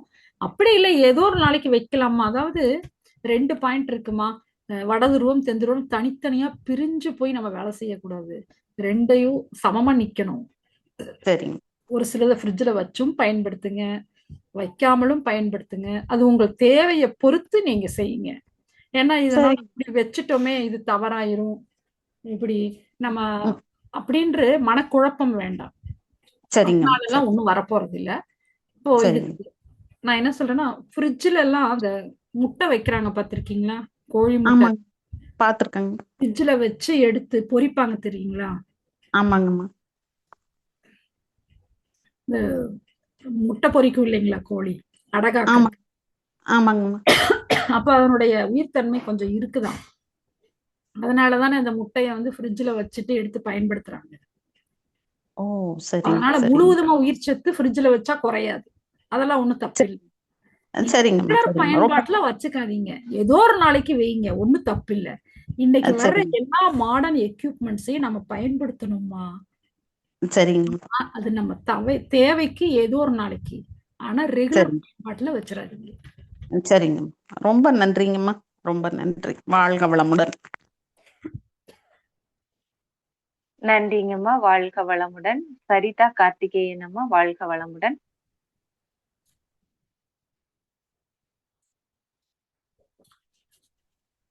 ஹலோ, வாழ்க வாழ்க வளமுடன். அம்மா கேளுங்கம்மா, கேளுங்க. நல்லா பேசுனாங்கம்மா. வாழ்க வளமுடன். இப்ப பசங்க எல்லாம் வெளில இருக்கணும்னு ஒத்துக்கதான் மாட்டேங்குது. வெளி தொழில் விஷயமா போறாங்க. அவங்களுக்கெல்லாம் என்னம்மா செய்யலாம்? அப்படி இயற்கையா சாப்பிடணும்னா நம்ம வீட்டுல சமைச்சதான் சாப்பிடணும்னா, அவங்க ஹாஸ்டல்ல இருக்காங்கன்னா சாப்பாடு உணவு எப்படி மாத்திக்கலாமா? சரியான கேள்விமா. இப்போ வெளியூர் போறாங்க மேக்சிமம் இங்க இருந்து ஒரு சென்னை, பெங்களூர் இந்த மாதிரி பெரிய சிட்டிகளுக்கு எல்லாம் வேலைக்கு போறாங்க இல்லைங்களா? வெளிநாடு போறாங்க. அவங்களுக்கானது வந்து அவங்க அதாம்மா எனக்கு புரியுது. அப்போ அங்க என்ன உணவு கிடைக்குதோ அதை திருப்தியா சாப்பிட சொல்லுங்க. ஒன்னும் பிரச்சனை இல்லை. ஆனா இந்த பசிக்காம சாப்பிட வேண்டாங்கிறத மட்டும் அவங்களுக்கு சொல்லுங்க. சரிம்மா சரிம்மா. இப்ப நான் அதனாலதானே இவ்வளவு சொன்னேன். எல்லா உணவும் ரசாயன கலப்புள்ளதான் இருக்கு. அதனால நம்மகிட்ட இருக்கிற 2 ஆயுதம் பசியும் தூக்கமும் தான். அதனால இரவு தூக்கத்தை சரியா பாத்துக்க சொல்லுங்க. பகல்ல என்ன தூங்கிடுவேன். வேணாலும் சாப்பிட சொல்லுங்க. மனம் விரும்பி பசி ருசி அறிஞ்சு பசிக்க அளவா சாப்பிட சொல்லுங்க. சரிம்மா, அதிகமா ரொம்ப சாப்பிடுங்க. நன்றி. அடுத்தது இந்த சரிம்மா, தண்ணீர்ல நம்ம நான் சொல்றேன். ஒரு சின்ன பானை இருக்கு இல்லைங்களா? மண்பானை, மண் ஜக் இருக்கு இல்லைங்களா? அத வந்து வாங்கி குடுத்து அனுப்புங்க. அவங்களுக்கு என்ன தண்ணி கிடைச்சாலும் சரி. அங்க ஆர்ஓ வாட்டர், போர் வாட்டர் எது கிடைச்சாலும் அத அந்த பானையில ஊத்தி வச்சு அந்த தண்ணிய குடிக்க சொல்லுங்க. இந்த மண்ணின் தன்மை வந்து அந்த நீரில் உள்ள நச்சுக்களை எல்லாம் கவர்ந்து இழுத்துரும். அப்ப அவங்களுக்கு சுத்தமான தண்ணி கிடைக்கும். கேக்குதாம்மா?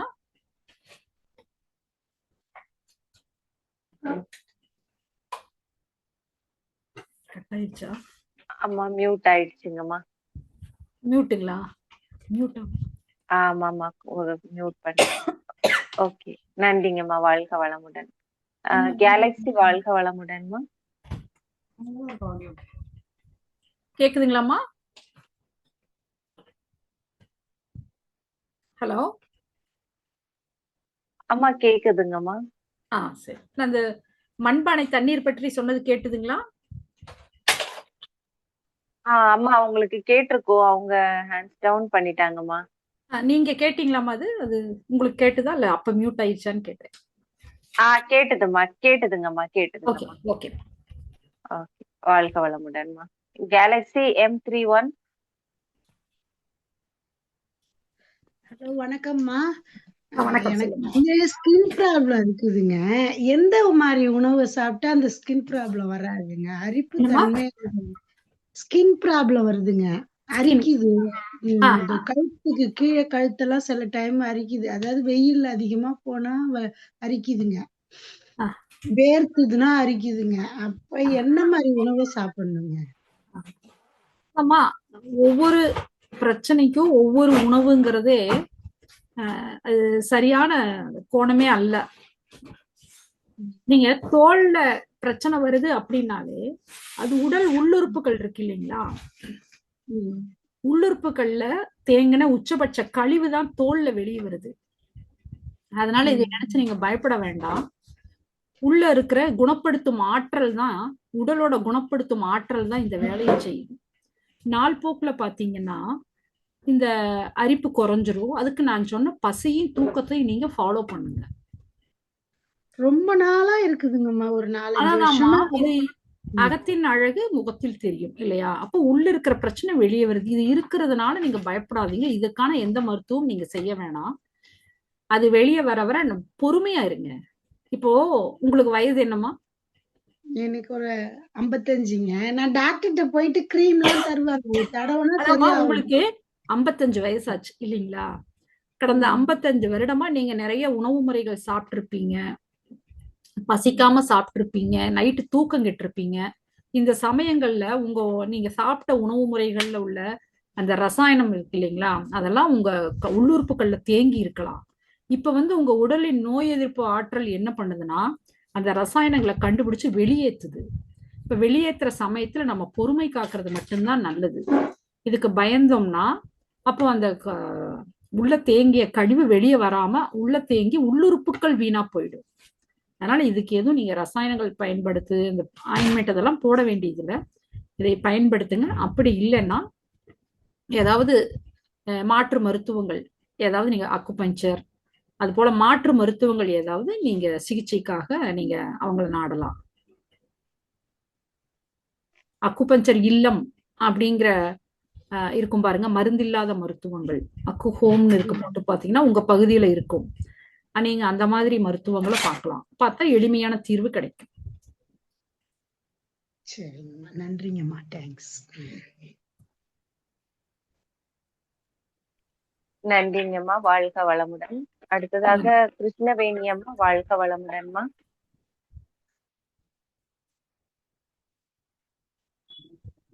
அம்மா வாழ்க வளமுடன். உங்க ஸ்பீச் சூப்பரா இருந்ததுங்கம்மா. அம்மா, இந்த இயற்கை உணவு இந்த மாதிரி அதை எப்படி எடுத்துக்கிறது? நம்ம ஒரு வேளை எடுத்துக்கலாங்களா, இல்ல 2 வேளை எடுத்துக்கலாங்களா? என்னென்ன காய்கள் எடுத்துக்கலாங்கம்மா? நாட்டு காய்கள் எடுத்துக்கலாங்களா, இல்ல கேரட் இந்த மாதிரி, பீட்ரூட் இந்த மாதிரி காய்களை எடுத்துக்கலாங்கம்மா? எந்த மாதிரி காய்கள் எடுத்துக்கலாங்கம்மா? இப்ப நீங்க வீட்டுல எத்தனை பேருமா இருக்கீங்க? நாங்க 2 பேர் தான்மா இருக்கிறோம். ஓகே. அப்போ உங்க 2 பேரோட உணவு தேர்வை பாருங்க.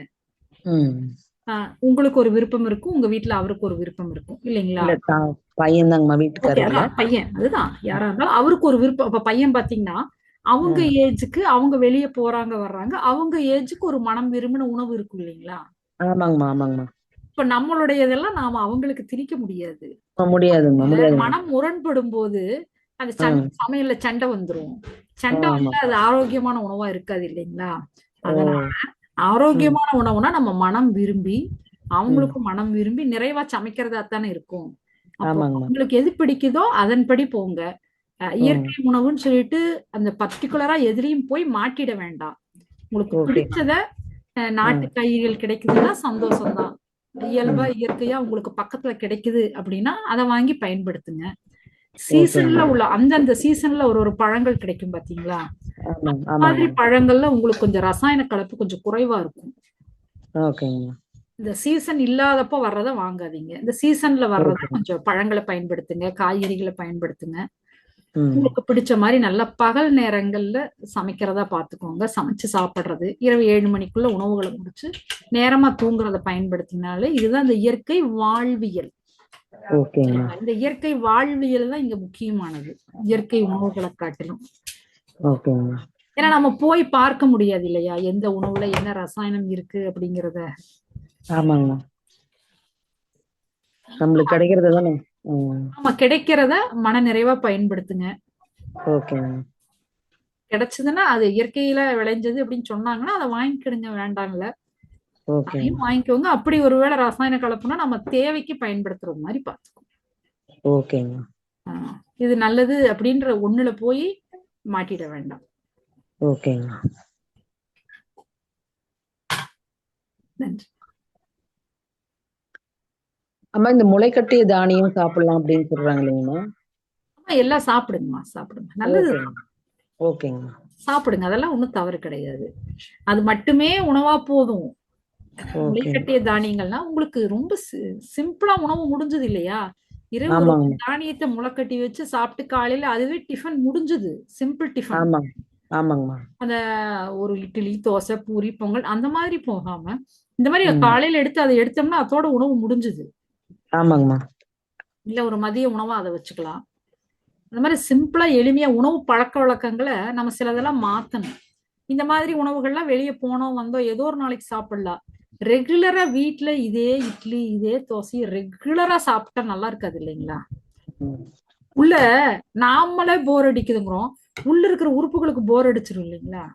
ஆமாங்கம்மா. நாங்களாம் ரொம்ப நாள் ஆச்சுங்கம்மா டிஃபன் மாவெல்லாம் அரைச்சி. நல்லதுதான்மா. என்ன இந்த மாதிரி என்ன இயற்கை உணவு தாங்கம்மா. இதுல வந்து நீங்க இந்த சிறுதானியங்களை பயன்படுத்தி அளவா நைட்டு அரைச்சா காலையில ஊத்தி சாப்பிட்டு மிச்சத்தை நம்ம எறும்பு பூச்சிகளுக்கெல்லாம் மரத்துல உணவா போட்டுடலாமா. ஓகேங்கம்மா. அளவா அரைச்சு அளவா தான் சாப்பிட்டுக்கலாமா. ஆமாங்கம்மா ஒரு வேளை தாங்கம்மா பயன்படுத்துறது அப்படி அரைச்சாலும். அப்படி செய்துக்கலாமா, தவறு இல்லை. அதே ஒரே டம்ளர் போட்டு செஞ்சுக்கிறது தாங்கம்மா. சிகப்பரிசியில எல்லாம் நல்லா இருக்கும்மா. ஆமாங்கம்மா. சிகப்பரிசி அதுவும் இப்ப வந்து உங்களுக்கு நம்ம அரைக்கிறோம் ஆட்டுறதுல எல்லாம் அது பெரிய வேலை இல்லம்மா. இப்ப எல்லாம் மிக்ஸி வந்து மிக்ஸி. ஆமாங்கம்மா அளவா சிறப்பா போட்டுக்கலாங்கம்மா. வந்துருச்சுமா. ஆமாங்கம்மா 2 சின்ன நிமிஷத்துல ஜார்ல அரைஞ்சு. கொஞ்சம் நைட்டு ஊற அப்படியா? போட்டு காலையில அரைச்சி ஊத்திக்கலாங்கம்மா. குழந்தைகள் வந்து தோசை தான் விரும்புறாங்கன்னா இந்த மாதிரியா கொடுத்து அவங்களுக்கு பழக்கிட வேண்டியதுதான். ஆமாங்கம்மா. அதுக்காக நம்ம தோசை கேக்குறாங்கங்கிறதுக்காக நம்ம மக்கள் ஒரு வாரம் ஆட்டி வச்சு பயன்படுத்துறது அதாங்கம்மா தவறுதானே? அதெல்லாம் கொஞ்சம் அதுல எல்லாம் கொஞ்சம் நாங்க மீண்டு வந்துட்டோங்கம்மா. ஐயா நல்லது. மதன் ஐயா சொல்லி எல்லாம் மீண்டு வந்துட்டோங்கம்மா அதுல இருந்து. நல்ல விஷயம். ஆமாங்கம்மா அதுலயே முடக்கற்றான் போட்டுக்கிறது. ம், ம், ம். அதுலயே கொஞ்சம் எல்லாம் அந்த புதினா இந்த மாதிரி எல்லாம் போட்டு. இன்னைக்கு குழந்தைகளுக்கு கலர் கலரா கொடுக்கணும் இல்லைங்களா?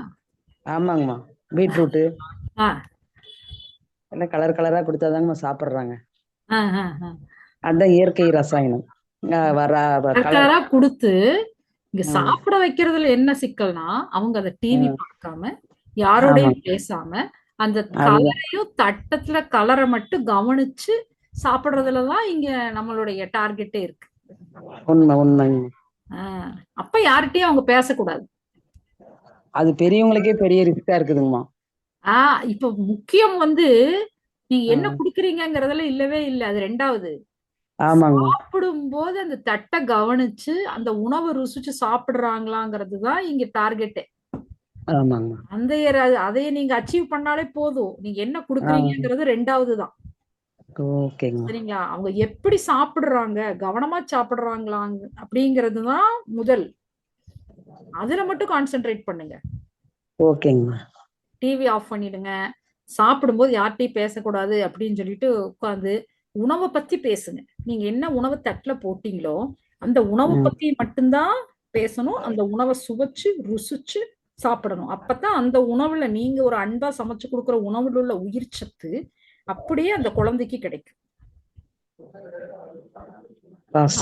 உயிர் சத்து நான் ஆல்ரெடி சொன்ன மாதிரி உயிர் சத்து இல்லாத உணவை இந்த உடலுக்கு கழிவா மாறி இந்த உடல் அதைய உடம்புல உழந்து வெளியே தள்ளுறதுக்கு ஆற்றலை வீணடிக்கும்.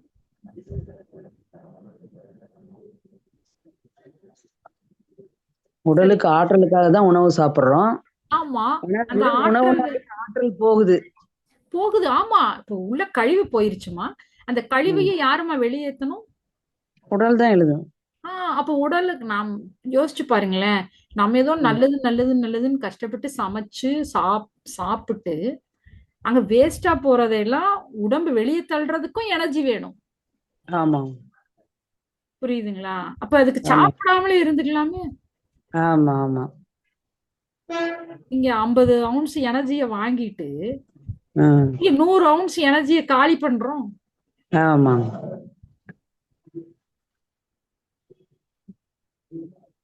எல்லாமே அறியாம. இதனாலதான் நமக்கு உடல்ல உள்ள உள்ளுறுப்புகள் எல்லாம் பிரச்சனை வருது. ஓகேங்க. நன்றிங்கம்மா. வாழ்க வளமுடன்ம்மா. நன்றி. நன்றி அம்மா, வாழ்க வளமுடன். கலை அம்மா, வாழ்க வளமுடன்மா. வாழ்க வளமுடன்மா. உங்க சொல்லுங்க. ஸ்பீச் ரொம்ப நல்லா இருந்ததுங்கம்மா. சரி. எனக்கு ஒரு பிரச்சனைமா, அந்த குதிகால் வெடிப்பு, பனி வெடிப்பு ரொம்ப அதிகமா வருதுமா இப்போ. அதுக்கு என்ன தீர்வுமா? கால் கீழே ஊனி நடக்கவே முடியல. அப்போ அந்த பனி வெடிப்புங்கும் போது அந்த கால்ல அந்த தசை பகுதிகள்ல உள்ள கீறல் அதுதானே சொல்றீங்க? ஆமாங்க, ஆமாங்கம்மா. அந்த பிரவுன் கலரும் வெள்ளை கலர் ஸ்கின்னும் ஜாயின் ஆகுற இடத்துல அப்படியே வெடிப்பு வெடிப்பா குதிகால்ல வருதுங்கம்மா. அந்த தசை பகுதிகள்ல உள்ள கீறல் தான். அப்ப அந்த தசை பகுதி வந்து உங்களுக்கு வீக்கா இருக்கு. அப்ப இதுவுமே நான் என்ன சொல்றேன்னா, இன்னைக்கு நாம என்ன சாப்பிடுறோமோ அது நாளைக்கு நம்ம உடலா மாறுது. சரிங்களா? அப்ப நம்ம இன்றைய உணவு நாளைய உடல் கான்செப்ட் வச்சுக்கோங்களேன். அப்ப இன்னைக்கு நீங்க ஒரு தோசை சாப்பிட்டீங்கன்னு வைங்க, அந்த தோசை வந்து நாளைக்கு அது உங்க உடம்புல ரத்தமா மாறி அது உங்க குதிகாலா மாறலாம், பகுதியா மாறலாம். சரிங்கம்மா. நாம நீங்க என்னைக்கு என்ன சாப்பிடுறீங்களோ அதுல கவனம் வைங்க. சரிங்கம்மா. அந்த பசியும் தூக்கத்தையும் மட்டும் நல்லா கவனிங்க. இந்த ரெண்டையும் நல்லா கவனிச்சீங்கனாலே இந்த பனி வெடிப்பு அப்படிங்கும் போது இது குளிர்காலத்துலதான் இது அதிகமா தொந்தரவு வரும். அப்படிதானம்மா? ஆமாங்கம்மா, ஆமாங்கம்மா. அப்போ அந்த குளிர்காலத்துல தொந்தரவு வருதுங்கும் போது அந்த நம்ம உடம்புல வந்து அந்த குளிர் அதை தாங்கணும் இல்லைங்களா? அப்போ அங்க அந்த வெப்பம் குளிர்ச்சியில சில தொந்தரவுகள் ஏற்படுது உடம்புல. இப்ப அந்த கிளைமேட்டிக் கண்டிஷன் வரும்போது அந்த உடல் அந்த குளிர்காலத்தை எதிர்கொள்ளும் போது அந்த தோல் பகுதியில அந்த வறட்சி வருது. அப்போ இன்னும் இன் டெப்த் பாத்தீங்கன்னா அந்த சில உறுப்புகள்ல அந்த ஆற்றல் பற்றாக்குறை தான். இப்ப போன அம்மா பேசும்போது சொன்னோம் இல்லைங்களா? அப்ப அந்த ஆற்றல் பற்றாக்குறைய சரி பண்ணணும்னா என்ன பண்ணணும்? நல்லா பசிச்சு சாப்பிடுறதும் நேரமா தூங்குறதும் உங்களோட உள்ளுறுப்புகளை பலப்படுத்தும். மெயினா கல்லீரலை பலப்படுத்தும். சரிங்கம்மா. சரிங்களா? அப்படி பலப்படுத்தும் போது இந்த வெப்பம் குளிர்ச்சி தொடர்பான தொந்தரவுகள் எல்லாம் உங்களுக்கு ஒவ்வொரு உறுப்பும் நம்ம உடம்புல ராஜ உறுப்புகள் இருக்கு. அந்த அத்தனை ராஜ உறுப்புகளும் கொஞ்சம் பலமாயிடும். பலமாச்சுன்னா இந்த தொந்தரவுகள் சரியாயிடும். சரிங்கம்மா. சரிங்களா? இதை தாண்டி நீங்க அதுக்கு வேற கிரீம் ஆயின்மெண்ட் ஏதாவது போடுறீங்களா? இன்னும் எதுவுமே போடலைங்கம்மா. தேங்காய் எண்ணெய் தான் கொஞ்சம் அப்படியே தடவுவேன் நைட்ல. வேற எதுவும் யூஸ் பண்றது இல்ல. வேணாம், அதெல்லாம் எதுவும் போட்டுற வேணாமா. அது இந்த பீரியட் முடியும் போது அது மாறிடும். உள்ள அந்த டயத்துல இல்ல அந்த ஆற்றல் பற்றாக்குறை தான். சரிங்கம்மா. சரியா போயிடுவீங்க. அப்ப அந்த ஆற்றல் பற்றாக்குறைனா நம்ம பசிச்சுதான் சாப்பிடணும். ஆமா, பசிதான். பசி தூக்கம் இது ரெண்டும் தான் தாரக மந்திரம். இதையும் தாண்டி தண்ணி குடிக்கிறது பத்தி எல்லாம் நம்ம பேசியிருக்கோம் இல்லைங்களா ஆல்ரெடி? ஆமாங்கம்மா. பசிச்சு எப்படி சாப்பிடுறோமோ அதே போல தண்ணியும் தேவைக்கு ருசிச்சு நிதானமா உட்கார்ந்து கவனமா குடிக்கணும். சரிங்கம்மா. ஓய்வு தேவைப்படும் போது ஓய்வு கொடுக்கணும். இதையெல்லாம் நம்ம சேர்த்து ஃபாலோ பண்ணும்போது நம்முடைய முழுமையான ஆரோக்கியம் நமக்கு கிடைக்கும். சரிங்கம்மா. ஓகேங்கம்மா. அப்படி இல்லைன்னா மருந்தில்லாத மருத்துவம் இருக்கு இல்லைங்களா? அந்த மாதிரி மருத்துவர்கள்கிட்ட நீங்க சிகிச்சை எடுக்கலாம்.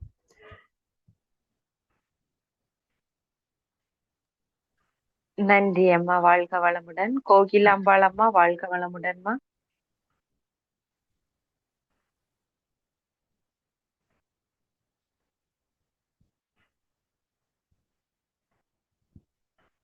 வாழ்க வளமுடன். கோகிலாம்பாள் அம்மா. அம்மா வாழ்க வளமுடனுங்க. சொல்லுங்க. வாழ்க வளமுடன். உங்க ஸ்பீச் நீங்க நல்லா இருந்தது எல்லாம் கேட்டேங்கம்மா. எனக்கு பசி எடுத்துதான் சாப்பிடணுங்க. எனக்கு ஆனா பசி உணர்வு இருந்துட்டே இருக்குங்க. ஒரு நாளைக்கு 4-5 தடவை பசி. சுகர் இருக்கனால எந்த நேரம் பசி உணர்வு இருந்துட்டே இருக்குது. அது உண்மையான பசி எப்படிங்க உணர்றது? சரிங்கம்மா. இப்போ நீங்க சுகர் சொன்னீங்க, அதுக்கு மாத்திரை சாப்பிடுறீங்களாம்மா? இல்லைங்க, மாத்திரையில இது இல்ல. இந்த யோகா காய்கள் போய் இது உணவு முறையில தான் கரெக்ட் பண்ணிட்டு இருக்கேன். மாத்திரையில அப்புறம் எப்படி நீங்க சுகர்னு சொல்றீங்க? இல்ல அது உடம்பு டயர்ட் ஆகுது. அது டெஸ்ட் பண்ணி பாக்குறப்ப 300 350லயே இருக்குங்க. டெஸ்ட் இருந்தாலும் பண்ணி மாத்திரை தானே சுகர். எடுத்துக்கிறது இல்ல. கரெக்ட், டெஸ்ட் பண்ணதுனால தானே சுகர்னு சொன்னீங்க. ஆமாமா. இல்ல என்னன்னா எதுவும் சுகர் மாதிரி எது எடுத்துக்கிறதுல எல்லாம் சிறுதானியம் காய்கறி எல்லாமே கலந்து சாப்பிட்டுட்டு தான் இருக்காங்கம்மா. சரிங்கம்மா, அப்போ அதை டெஸ்ட் பண்ணணுங்கிற எண்ணம் ஏமா உங்களுக்கு போச்சு? உங்களுக்கு வந்து தெரியுது, நான் உணவு முறையை சரி செய்யறேன், யோகா செய்யறேன், காயக்கல்பம் செய்யறேன், என் உடல் சரியாயிரும் அப்படின்ற ஒரு நம்பிக்கையில நீங்க மருந்து இல்லாம சரி செய்துட்டு இருக்கீங்க. சிறப்பான விஷயம். ஆமாங்கம்மா. ஆனா அதை ஆமாங்க. தாண்டி அந்த மனசுல ஒரு சின்ன புள்ளி அங்க லேப் மேல போச்சு பாத்தீங்களா? ம். போச்சா இல்லைங்களா? இல்ல நான் பயப்பட மாட்டேங்க. வீட்டுல இருக்கீங்களா நீ உடம்பு புரியுது டயர்டானா போய் புரியுது, சுகர் எப்படியோ டெஸ்ட். மனம் அங்க நாடி போச்சா இல்லையா? ஆமாங்கம்மா. அங்கதானே தப்பு பண்ணிட்டீங்க. சுகர் டெஸ்ட் நம்ம பண்ணக்கூடாதுங்க. உடல் மீது, உடல் வந்து ஒரு தனித்தன்மையான உடல். இந்த உடலுக்கு மாபெரும் சக்தி இருக்கு. எந்த விதமான தொந்தரவுகள் வந்தாலும் அதை சரி செய்யக்கூடிய ஆற்றல் இருக்குங்கிறத நீங்க புரிஞ்சுட்டு இருக்கீங்க. உங்க வீட்டுல இருக்கிறவங்களுக்கு புரிய வைக்கிறதுக்காக டெஸ்ட் எடுத்திருக்கீங்க. கரெக்டா? ஆமாங்கம்மா. அதுல இருந்து வெளியே வந்துருங்க. நான் என்னை சரி. பாத்துக்கிறேன்னு சொல்லி அவங்க கிட்ட தெளிவா சொல்லிட்டு, இந்த டெஸ்ட்டுக்கெல்லாம் போகாம சரி சரி. அந்த மனசுல அந்த எண்ணத்துல இருந்து வெளியே வந்துட்டு, நீங்க என்ன பண்ணீங்கன்னா ஒரு பேப்பர் பென் எடுத்துக்கோங்க. உங்களுக்கு ஒரு சரிங்க. நாள் முழுமையில எப்ப பசி வருதுங்கிறத கவனமா எழுதி வைங்க. எழுதி சரிங்க. வச்சுட்டு அந்த நல்ல பசிய உணரணும். உணர்ந்த பிறகு பசிக்க அளவா சாப்பிட்டோமா, நான் சொன்னேன் இல்லையா நிலைகள், போதும்னு சொன்னாலும் ஆமாங்க. நிறுத்திருங்க. அப்படி நிறுத்திட்டு சரிங்க. சாப்பிடுங்க. அடுத்த பசி வரும் வரை வெயிட் பண்ணி அதையும் நோட் பண்ணி எழுதி வைங்க. பசினா சும்மா லைட்டா இப்படி இப்படின்னது உடனே சாப்பிட போகக்கூடாது. ஒரு ஒரு உணவுக்கும் அடுத்த உணவுக்கு இடையில ஒரு 4-5 மணி நேரம் கேப்பாவது இருக்கணும். நமக்கு சரி. இந்த உன்னை பார்த்ததுமே ஒரு மனசுல தோணும், சாப்பிட்டு பார்க்கலாமா, சமைக்கும் போது ஆமாங்க. உப்பு இருக்கா காரம் இருக்கா பாத்துரலாமா, நம்ம பையன் சாப்பிட்டா உப்பு இல்லைன்னு சொன்னா என்ன பண்றது, அப்படிலாம் தோணுதா உங்களுக்கு? ஆமாங்கம்மா. இதுதான் பிரச்சனை. அப்படி தோணும் போது அங்க மனம் போயிட்டு போயிட்டு வருது இல்லைங்களா? அதெல்லாம் விட்டுட்டு நல்ல பசிய மட்டும் கவனிச்சு பசிச்சு நல்லா உணர்ந்து சாப்பிடணுங்கிற ஒரு திண்ணிய முடிவோட இருங்க. இதெல்லாம் ஒரு பிரச்சனையே இல்ல. சரிங்களா? அப்போ நல்லா சரிங்க. இருங்க. நைட் எத்தனை மணிக்கு தூங்குறீங்க? 8:30 மணி 9 மணிக்கெல்லாம் தூங்கிடுவேன். 8:45 படுத்து 9 மணிக்கு தூங்கிடுவேன். சூப்பர்மா, காலையில சூப்பர். 4 என்னம்மா மணிக்கு எந்திரிச்சு சிறப்பு பயிற்சிகள் சிறப்புமா. அப்ப இதை ஃபாலோ பண்ணுங்க. இப்போ இது வந்து சரிங்க. நீங்க மாத்திரை இன்னும் சாப்பிடவே இல்லையா, இல்ல சாப்பிட்டதை விட்டுருக்கீங்களா? நல்ல சுகர் வந்தாலுமே மாத்திரை எடுத்துக்கலைங்க. அக்குபஞ்சர் படிச்சிருக்கனால அதுலயே சரி பண்ணிக்குவேன். மாத்திரை மருந்து எடுத்துக்கிறது இல்ல. சர்க்கரைங்கிற எந்த ஒரு ஒரு பிரச்சனைக்கு நீங்க இது வரைக்கும் மாத்திரை எடுத்தது இல்ல. எடுக்கிறதே இல்லைங்கம்மா. சரிம்மா, நமக்கு ஏதாவது சில சில மனக்கவலைகள், வீட்டுல சின்ன சின்ன பிரச்சனைகள் எதையாவது நினைச்சு யோசிச்சிருப்பீங்க. அதனால கூட நமக்கு இந்த உள்ள உறுப்புகள்ல மாறுபாடு வந்திருக்கும். சரிங்களா? சரி சரிங்க. என்னதான் வாழ்க்கை சரிங்கம்மா. முறை சிறப்பா இருந்தாலும் நம்ம வீட்டுல சின்ன சின்ன பிரச்சனைகள் வருது இல்லையா? ஆமாங்க. அது ஏதாவது வரும்ல. வரும்போது அதுல மனம் ஆமாங்க. உழல்றோம் இல்லையா? ஆமாங்கம்மா. அந்த மன உளைச்சல்ல கூட நமக்கு இதெல்லாம் முன்ன பின்ன இந்த உடல் சோர்வு இதெல்லாம் வந்து சில சில தொந்தரவுகள் காட்டும். அதெல்லாம் தாண்டி வெளியே வாங்க. வெளியே வந்து ஒரு நாளைக்கு லீவ் விடுங்க சாப்பாட்டுக்கு. சாப்பாட்டுக்கு ஒரு முழு நாள் லீவ் விட்டுட்டு பசிச்சா அது பசி தாங்க முடியறது இல்லைங்க. இருங்க, நான் பசியோட சொல்றேன். டீ குடிக்காம சொல்லுங்க. டீ குடிக்கிறீங்களா? டீ குடிக்காம இருந்தா தலைவலி பிடிச்சுக்குதுங்க. டீ குடிங்க காலையில ஒரு சாயந்தரம் ஒரு கொஞ்சம் காட்டுற மாதிரி இருந்தாங்க. அவர் வீட்டுக்காரர் குடிங்க குடிக்கிறப்போ பிளாக் டீ கொஞ்சமா குடிங்க, மல்லி காப்பி குடிங்க, பால் இல்லாம குடிங்கம்மா. பால் போட்டு குடிக்கிறீங்களா? ஆமா இப்ப பால் டீ தான் பிடிச்சிட்டு இருக்கேன். பால் டீ குடிக்கலாமா, தவறில்ல. எப்படின்னா நான் ஆரம்பத்துல சொன்ன மாதிரிதான் ஒரு மாசத்துக்கு ஒரு 15 நாளைக்கு ஒரு இந்த மாதிரி ஏதோ ஒரு நாளைக்கு பால் டீ குடிச்சா தப்பு இல்ல. இப்ப ஆரம்பத்துல நீங்க பசிய கண்டுபிடிக்கிற வரைக்கும், நல்ல பசிய கண்டுபிடிக்கிற வரைக்கும் பாலை தவிர்த்துருங்க. அதுக்கு பிறகு நீங்க ஏதோ ஒரு நாளைக்கு சாப்பிடலாம். அது பத்தியம்லாம் கிடையாது. ஏதோ ஒரு நாளைக்கு சாப்பிட்டா தவறு வராது. தினம் சாப்பிடுற உணவுகளை பத்தி தான் நம்ம சொன்னோம். அந்த மாதிரி டெய்லி பயன்பாட்டுல பால் சேர்த்தாதீங்க. சரிங்களா? விட்டுட்டு நீங்க வேற காப்பிகளுக்கு மாறுங்க. பிளாக் டீ, கரும் சக்கரை போட்டு ஒரு மல்லி காப்பி, இந்த மாதிரி வித்தியாசமா ஒவ்வொரு நாளைக்கு ஒவ்வொன்னு சாப்பிடுங்க. நல்ல பசிய கவனிங்க, நல்லா தூங்குங்க, மாறிடும். கொஞ்சம் பொறுமையா இருங்க, அவசரப்பட வேண்டாம். இன்னைக்கு இல்லைனாலும் நாளைக்கு மாறும். ஆனா லேபுக்கு போனீங்கன்னா மனம் வீக்காகும், போக வேண்டாம். சரிங்கம்மா. நீங்க சிகிச்சை எடுக்கலாம். நீங்க படிச்சிருந்தாலும் வேற இன்னொருத்தர் அக்குபஞ்சர் படிச்சவங்க கிட்ட நீங்க ஒரு சிகிச்சை எடுக்கலாம். சரிங்களா?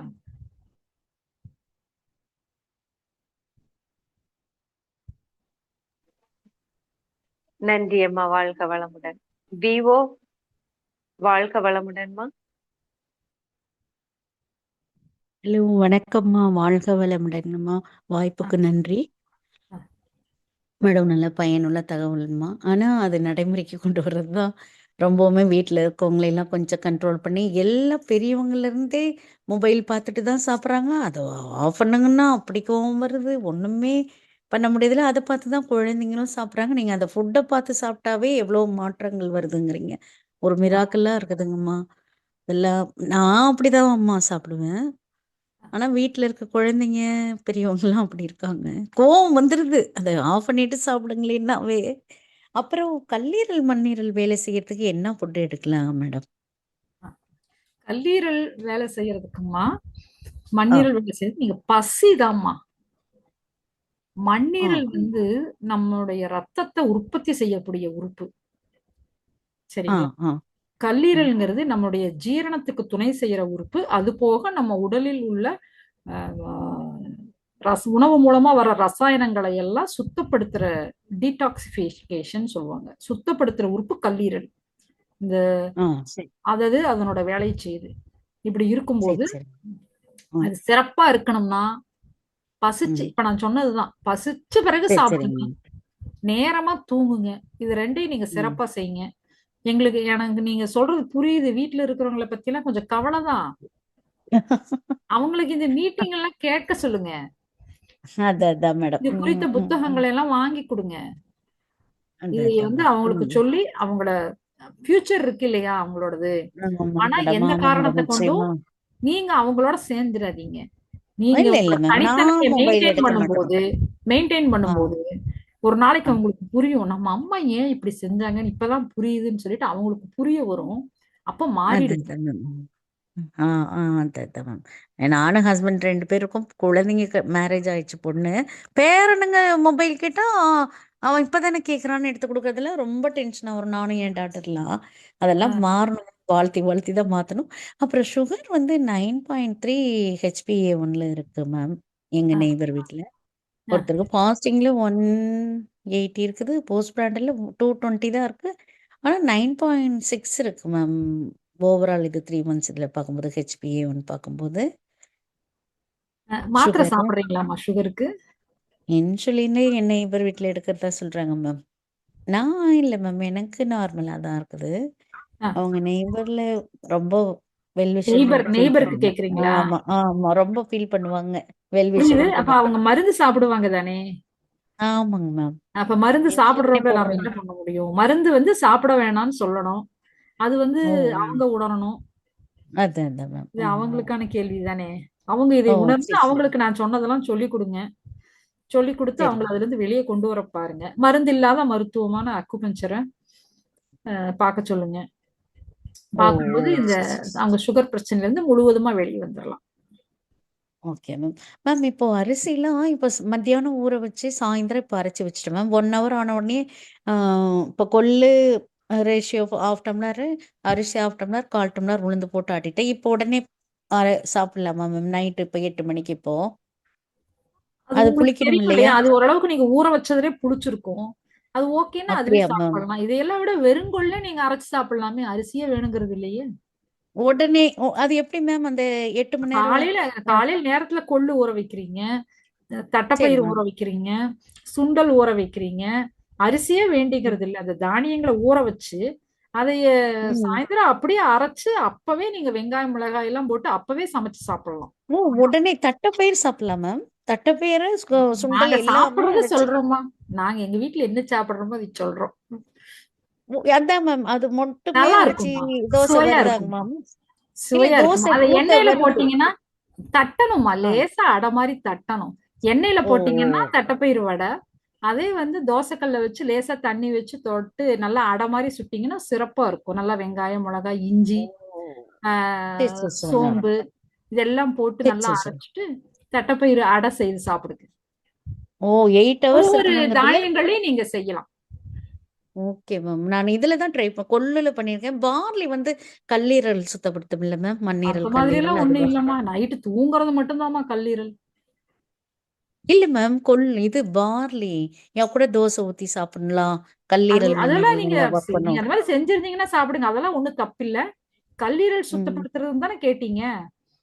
ஃபேட்டி லிவர்னே வருது மேம். அதெல்லாம் நான் தான் சொல்றேனே, கல்லீரலை பாதுகாக்கணும்னா தூக்கம் மட்டும்தான் மருந்து. அது தூங்கிருவேன் மேம். நைட் அப்போ 8:30 போதும். அத பத்தி 9. கவலைப்படாதீங்க. தூங்குனா போதும். கல்லீரல் சுத்தமா இருக்கும். பசிச்சு சாப்பிடுங்க. ம். அவ்வளவுதான். மேம் கல்லீரல் அப்புறம் சுத்தமாயிடும். ஆ இன்னொரு டவுட் வந்து இப்போ 7:30 to 9 o'clock 8:30க்குள்ள சாப்பிடணுங்கிறாங்க. 9 to 11 மண்ணீரல் வேலை செய்யுதுங்கிறாங்க. எனக்கு ஆ. ஆக்சுவலா 10:30க்கு தான் பசி எடுக்குது. அந்த ஃபீலிங்ஸ் தெரியுது. அதாவதுமா, அதுக்கான விளக்கம் சொல்றேன். இந்த ஆ. 24 மணி நேரம், அதாவது நம்ம 12 ராஜ உறுப்புகள் இருக்கு. ஆமாங்க மேம். 24 மணி நேரம் இருக்கு இல்லையா? இல்ல ஆமாங்க. ஒரு ஒரு உறுப்பும் ஒரு ம். சிறப்பான, இப்போ ஒரு ஸ்கூல் போய் படிக்கிறோம் இல்லையா? இப்போ உங்க ஆமா பையன் மேடம். 10th படிக்கிறான் அப்படின்னா 5 சப்ஜெக்ட் இருக்கு. ஆஹ் ம். ம். 1 மணி நேரம் பிரிச்சு 5 சப்ஜெக்டை பிரிச்சு பிரிச்சு படிப்பான். 4 பீரியடா வருது. அந்த ஆமா மேம். நேரத்துலன்னா அடுத்த நாள் வேற சப்ஜெக்ட் தானே படிப்பான். அந்த 10 to 1 இன்னைக்கு ஆமா மேம். சயின்ஸ் படிச்சா நாளைக்கு மேக்ஸ் படிப்பான், அப்படி இல்லையா? அது ஆமா போல மேம். நம்ம உடல்ல உள்ள உறுப்புகளுக்கு வந்து சிறப்பாக வேலை செய்யும் நேரம்னு ஒண்ணு இருக்கு. ஆ ஆ சரிங்க மேம். 24 மணி நேரமும் வேலை செய்யும். உள்ளுறுப்புகள். ஆ ஆமா, வேலை செய்யும். ஆனா அதுல சரி. சிறப்பா வேலை செய்யற நேரம் தான் அந்த குறிப்பிட்ட நேரம். அதற்காக ஓ! அப்பதான் சாப்பிடணும் அப்படிங்கறதெல்லாம் கிடையாது. பசிச்சா அப்பனாக்க சாப்பிடணும்மா. சரி. அப்பனாக்க பசியோட சாப்பிட்டா இன்னொன்னு, தப்பில்ல மேம். நீங்க இந்த பசி ம். தூக்கத்தை சரியா ஃபாலோ பண்ண அந்த ம். ம். அந்த ஒரு சரியா, அதாவது பசிக்களவா சாப்பிட்டீங்கன்னு வைங்களேன், கரெக்டா ம். அடுத்த ம். ஒரு 4-5 மணி நேரத்துல அடுத்த பசி வந்துரும். ம். இங்க ம். நாம வந்து வேஸ்டா போகுது. ம். இன்னும் ஒரு தோசை இருக்கு, அதை சாப்பிட்டா பாத்திரத்தை கழுவி வச்சிடலாம் இப்படின்னு சிலதெல்லாம் ம். கோட்பாடு வச்சிருக்கோமா இல்லையா? பொதுவா நான் இல்ல சொல்றேன். மேம். அதுலேருந்து நான் லிமிட் ஆயிட்டேன் மேம். நீங்க முதல்ல வந்துட்டீங்க, நான் அம்மா பொதுவா எல்லா பெண்களுக்கும் நான் அதான் மேம். சொல்றேன். இல்ல அம்மா ஜெனரேஷன் பாவம் அம்மாலாம் அப்படித்தான் இருந்தாங்க. இப்ப அதெல்லாம் நாங்கெல்லாம் மகரிஷிட்ட வந்ததுல இருந்து 5 நலமுறையினால மேம் அப்படி சாப்பிடுறது இல்ல மேம் ஃபுட்டு. சாப்பிடுறது என் இது வெயிட் போல. குண்டா இருக்கிறதுனால அஹ், கான்சியஸா பசிச்சா மட்டும் தான் மேம் சாப்பிடுறேன். அப்போ எங்க அந்த ஹெரிடிட்டியே கொஞ்சம் சொல்லுங்க மேம். அப்ப இந்த ஒரு முறை வந்து நம்ம பசிச்சு பசிக்கு அளவா சாப்பிட்டோம்னா அடுத்த ஒரு 5-6 மணி நேரத்துல அடுத்த பசி வந்துரும். இங்க ம். ஏதாவது ம். நம்ம ம். ஹெவி பண்ணோம்னாலோ இல்ல அந்த ம். உணவுல நமக்கே தெரியாம சில நச்சு பொருட்கள் உள்ள போயிருக்கலாம். அதான் மேம். புரியுதுங்களா? நமக்கு ம். ம். தெரியாது இல்லையா? அப்ப அந்த ஆமா நச்சு மேம். ஆமா மேம். பொருட்களின் தன்மையினால கூட அடுத்த பசி வர லேட் ஆகும். ஆ. ம். அப்போ ம். நாம என்ன பண்றோம்னா, நமக்கு இன்னும் நம்ம முந்தி சாப்பிட்ட உணவே ஜீரணமாகல. அப்போ அது ம். ஜீரணமாயி சிக்னல் வர்ற வரை நம்ம வெயிட் பண்ணணும் அப்படின்னு சொல்லி நாம அடுத்த உணவை தள்ளி போடணும். ஓகே சரிங்களா? மேம். ஏன்னா நம்ம முந்தி ம். சாப்பிட்டதுல பிரச்சனைகளை நம்ம உடல் கண்டுபிடிச்சிருக்கோம். கண்டுபிடிச்சு அதான் இரு மேம். நான் துரத்திட்டு அடுத்த பசிய குடுக்குற, வெயிட் பண்ணு அப்படின்னு ஆ. சொல்லி சொல்றோம். அது வரை நம்ம வெயிட் ஆ. பண்ணணும். அதான். ஆ. அதான். இப்போ 7க்குள்ள முடிச்சுக்கங்க நீங்க டின்னரு. இப்போ ஆமாம்மா, நான் நான் ஈவினிங் 6, 7 ஏதோ ஒரு நாளைக்கு 8, 9க்கு சாப்பிடுறதாமா. அதெல்லாம் ஏதோ ஒரு நாளைக்கு. இப்போ எங்கேயும் அதான். வெளிய போயிட்டு வந்தோம், லேட் ஆச்சு. ஒரு நாளைக்கு 8 மணிக்கு சாப்பிடுறது தான். 9 மணிக்கு சாப்பிடுறது தான். ஆனா வாரம் அதான் மேம். 7 நாளும் ம். அப்படி இல்ல. நான் ஆக்சுவலா அதான் வீட்ல இருக்கும்போது கரெக்ட் பண்ணிக்கலாம் மேம். ம். ம். இல்லம்மா, 7 மணிக்கு மேக்ஸிமம் உணவு முடிஞ்சிரும். 6 மணிக்குள்ள முடிஞ்சிரும். 6 மணிக்கு நான் உணவு ம். முடிச்சிட்டு தான் கிளினிக் போவேன். ஓ! நீங்க 2 வேளை டின்னர் உணவு தான். எங்க வீட்ல 2 வேளை உணவு. அப்புறம் இடையில அப்படியா மேம்? பசிச்சா இந்த விதவிதமான உணவு பண்டங்கள் இருக்கும்ல, அதெல்லாம் கொறிக்கணும் இல்லம்மா. அப்படி குறுக்க சாப்பிடக்கூடாதுங்கிறாங்க மேம். 4 பசி ஹவர்ஸ்க்கு அந்த ஒருக்கா தான். சின்ன பசி வரும்ல. இந்த நான் கொய்யாப்பழம் அந்த மாரி, மோரு அந்த மாரி எடுத்துக்கிறது. கொய்யாப்பழம், கடலை உருண்டை, எள்ளு உருண்டை, தேங்காய் அ. பர்ஃபி, அப்புறம் முறுக்கு, ஆ. எல்லாமே சாப்பிடணும் இல்லம்மா. ஓ! குறுக்க அப்படியே எடுத்து பசி ஃபீலிங்ஸ் தெரிஞ்சா அந்த சின்ன எடுத்துக்கலாம் மேம். பசி வரும்ல, நல்ல பசி வராது. அதான். சின்ன பசிக்கு. அதான். அப்புறம் டீ, அப்புறம் காஃபி நெறைய சொல்லுங்க மேம். டீ, சொல்லுங்க. காஃபி, பால் இல்லம்மா. எங்க வீட்ல பால் இல்ல. அதான் மேம். வெளிய பால் எங்கேயாவது போனா கிடைச்சா ஒரு வாய் டேஸ்ட் பண்றதோட உண்டு. இல்லன்னா இல்ல. மேக்ஸிமம் இல்ல. 95% இல்ல. ம். எங்க ம். வீட்ல ம். பால் வாங்குறது இல்ல. மோர் வேணா சாப்பிடலாம் மேம். இல்லம்மா, மோர், தயிர் எதுவுமே வேணும். எங்க வீட்ல இல்ல. ஏதாவது பிரியாணிக்கு வேணும்னா ஃப்ரெஷ்ஷா எங்கேயாவது நல்ல தயிர் கிடைச்சா வாங்கி அந்த ஒரு நாள் மட்டும் சேர்த்துக்கிறது தான். ஓ! தயிர், மோர் கூட வேண்டான்னு சொல்றீங்க மேம். வேண்டான்னு நான் சொல்லலம்மா. நம்ம உடம்புக்கு நல்ல சுத்தமான பாலா கிடைச்சதுன்னா மோர் விருப்பம்னா சேர்த்துங்க.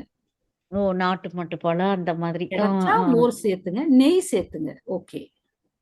சரி, ஏன்னா சரி, சரி. பால் தயிர்ல உள்ள தன்மை ஆ. மோர் நெய்ல எல்லாம் கிடையாது. அந்த பால் தயிர்ல உள்ள தன்மை தான் உடல்ல வந்து அந்த உடல் ஜீரணிக்க சிரமப்படும். மோர் நெய் கொஞ்சம் சிம்பிள் தான். அதுல உள்ள பொருட்களை உடல் ஜீரணிச்சிடும். ஓ! சரி, சரி, சரி, சரி, சரிங்க மேம். அந்த அவரு என் ஹஸ்பண்ட் நெறைய டீ, காஃபி குடிக்கிறது அதெல்லாம் கொஞ்சம் மாத்தணும். பசியானாவே அந்த டீ, காஃபி தான் குடிச்சிட்டு அப்படியே 3:30 ஆமாம்மா, அது சாப்பிடுறது. அடிக்ஷன்மா. நான் போதை சொன்னேன் இல்லையா பேசும்போது. காஃபி, டீ அதான் மேம். நம்ம ஊர் உணவே இல்லைங்கிறத சொல்லுங்க ஃபர்ஸ்ட். ஆமா மேம். அப்படியே ஒரு மிராக்கிளாவும் ஒரு அதிர்ச்சி தகவலாவும் இருக்குது. 1956லயே இப்படி மருந்தெல்லாம் தெளிச்சு எப்படி இப்போ கிட்டத்தட்ட 70 வருஷமா நம்ம ரசாயனத்துல கெமிக்கல்லயே இருந்துட்டு இருக்கோங்கிறது. அதனால தான் அந்த நம்மளுக்கு உடம்பு ஒரு இம்யூனிட்டி பவரோ எதுவுமே இல்லாத சிரமப்படுறோம். இப்ப ஜென்ரேஷன் ஒரு 20, 25 வருஷமா ரொம்ப சிரமப்படுறோம் மேம். இந்த ஜென்ரேஷன்லாம் 19ஸ்ல ஆமாம்மா. இருந்தெல்லாம். தெளிவான விளக்கம் மேம். பழங்குடியினர்லாம் இருக்காங்கம்மா. அந்த நிறைய அதான் மேம். தீவுகள்ல ஒரு ஆய்வு அறிக்கை இருக்குது. பழங்குடியினர்லாம் 300 வருட வரையெல்லாம் இருக்காங்க. அவங்க 80 வயசுல கூட குழந்தை பெத்துக்கிறாங்க. ஓ! 80 வயசுல பேபி குழந்தை வர வாய்ப்பு பெத்துக்கிறாங்க. இருக்கு. குழந்தை பெத்துக்கிறாங்க அவங்க. அதான் மேம். ஏன்னா அந்த பழங்குடியினர் வந்து இயற்கையோட இயல்புல ஒன்றா அவங்க வாழ்ந்துட்டு இருக்காங்க. அதான் மேம். அதான் மேம். அதெல்லாமே இப்பெல்லாம் இன்னுமே 30 ஆனாவே குழந்தைங்களுக்கு தடுமாறுறாங்க. அதுதான் நான் ஏஜ். அதனாலதான் அந்த ராபின் பறவை அந்த இது சொன்னோம் பாத்தீங்களா, அதேதான் இப்ப ஆமா மேம். மக்களுக்கு மனிதர்களுக்கு நடக்கிறது அதுதான். ஓ! அதான் மேம். அது அப்படியே ரொம்ப ஒரு அதிர்ச்சியா இருக்கும். ராபின் பறவைலாம் இனமே இல்லாத போயிடுச்சுங்கிறதெல்லாம் இதெல்லாம் நாங்க இன்னும் கேட்டதே இல்ல மேம். ரொம்ப ஒரு நிறையா நீங்க இத எடுத்து எங்களுக்கோசரம் இவ்வளோ தூரம் டைம் ஸ்பெண்ட் பண்ணி எங்களுக்கு புக்ஸ் எல்லாம் படிச்சு எங்களுக்கு இவ்வளோ விஷயங்களை கொடுத்தவங்களுக்கு ரொம்ப நன்றி மேம். நீங்களும் உங்கள்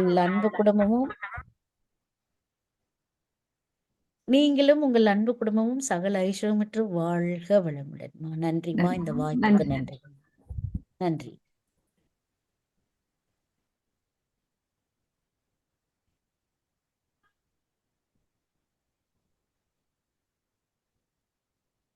நன்றி அம்மா, வாழ்க வளமுடன். சரோஜாம்மா, வாழ்க வளமுடன். அன்பர்கள் தங்களோட கொஸ்டினை வந்து கொஞ்சம் சுருக்கம்.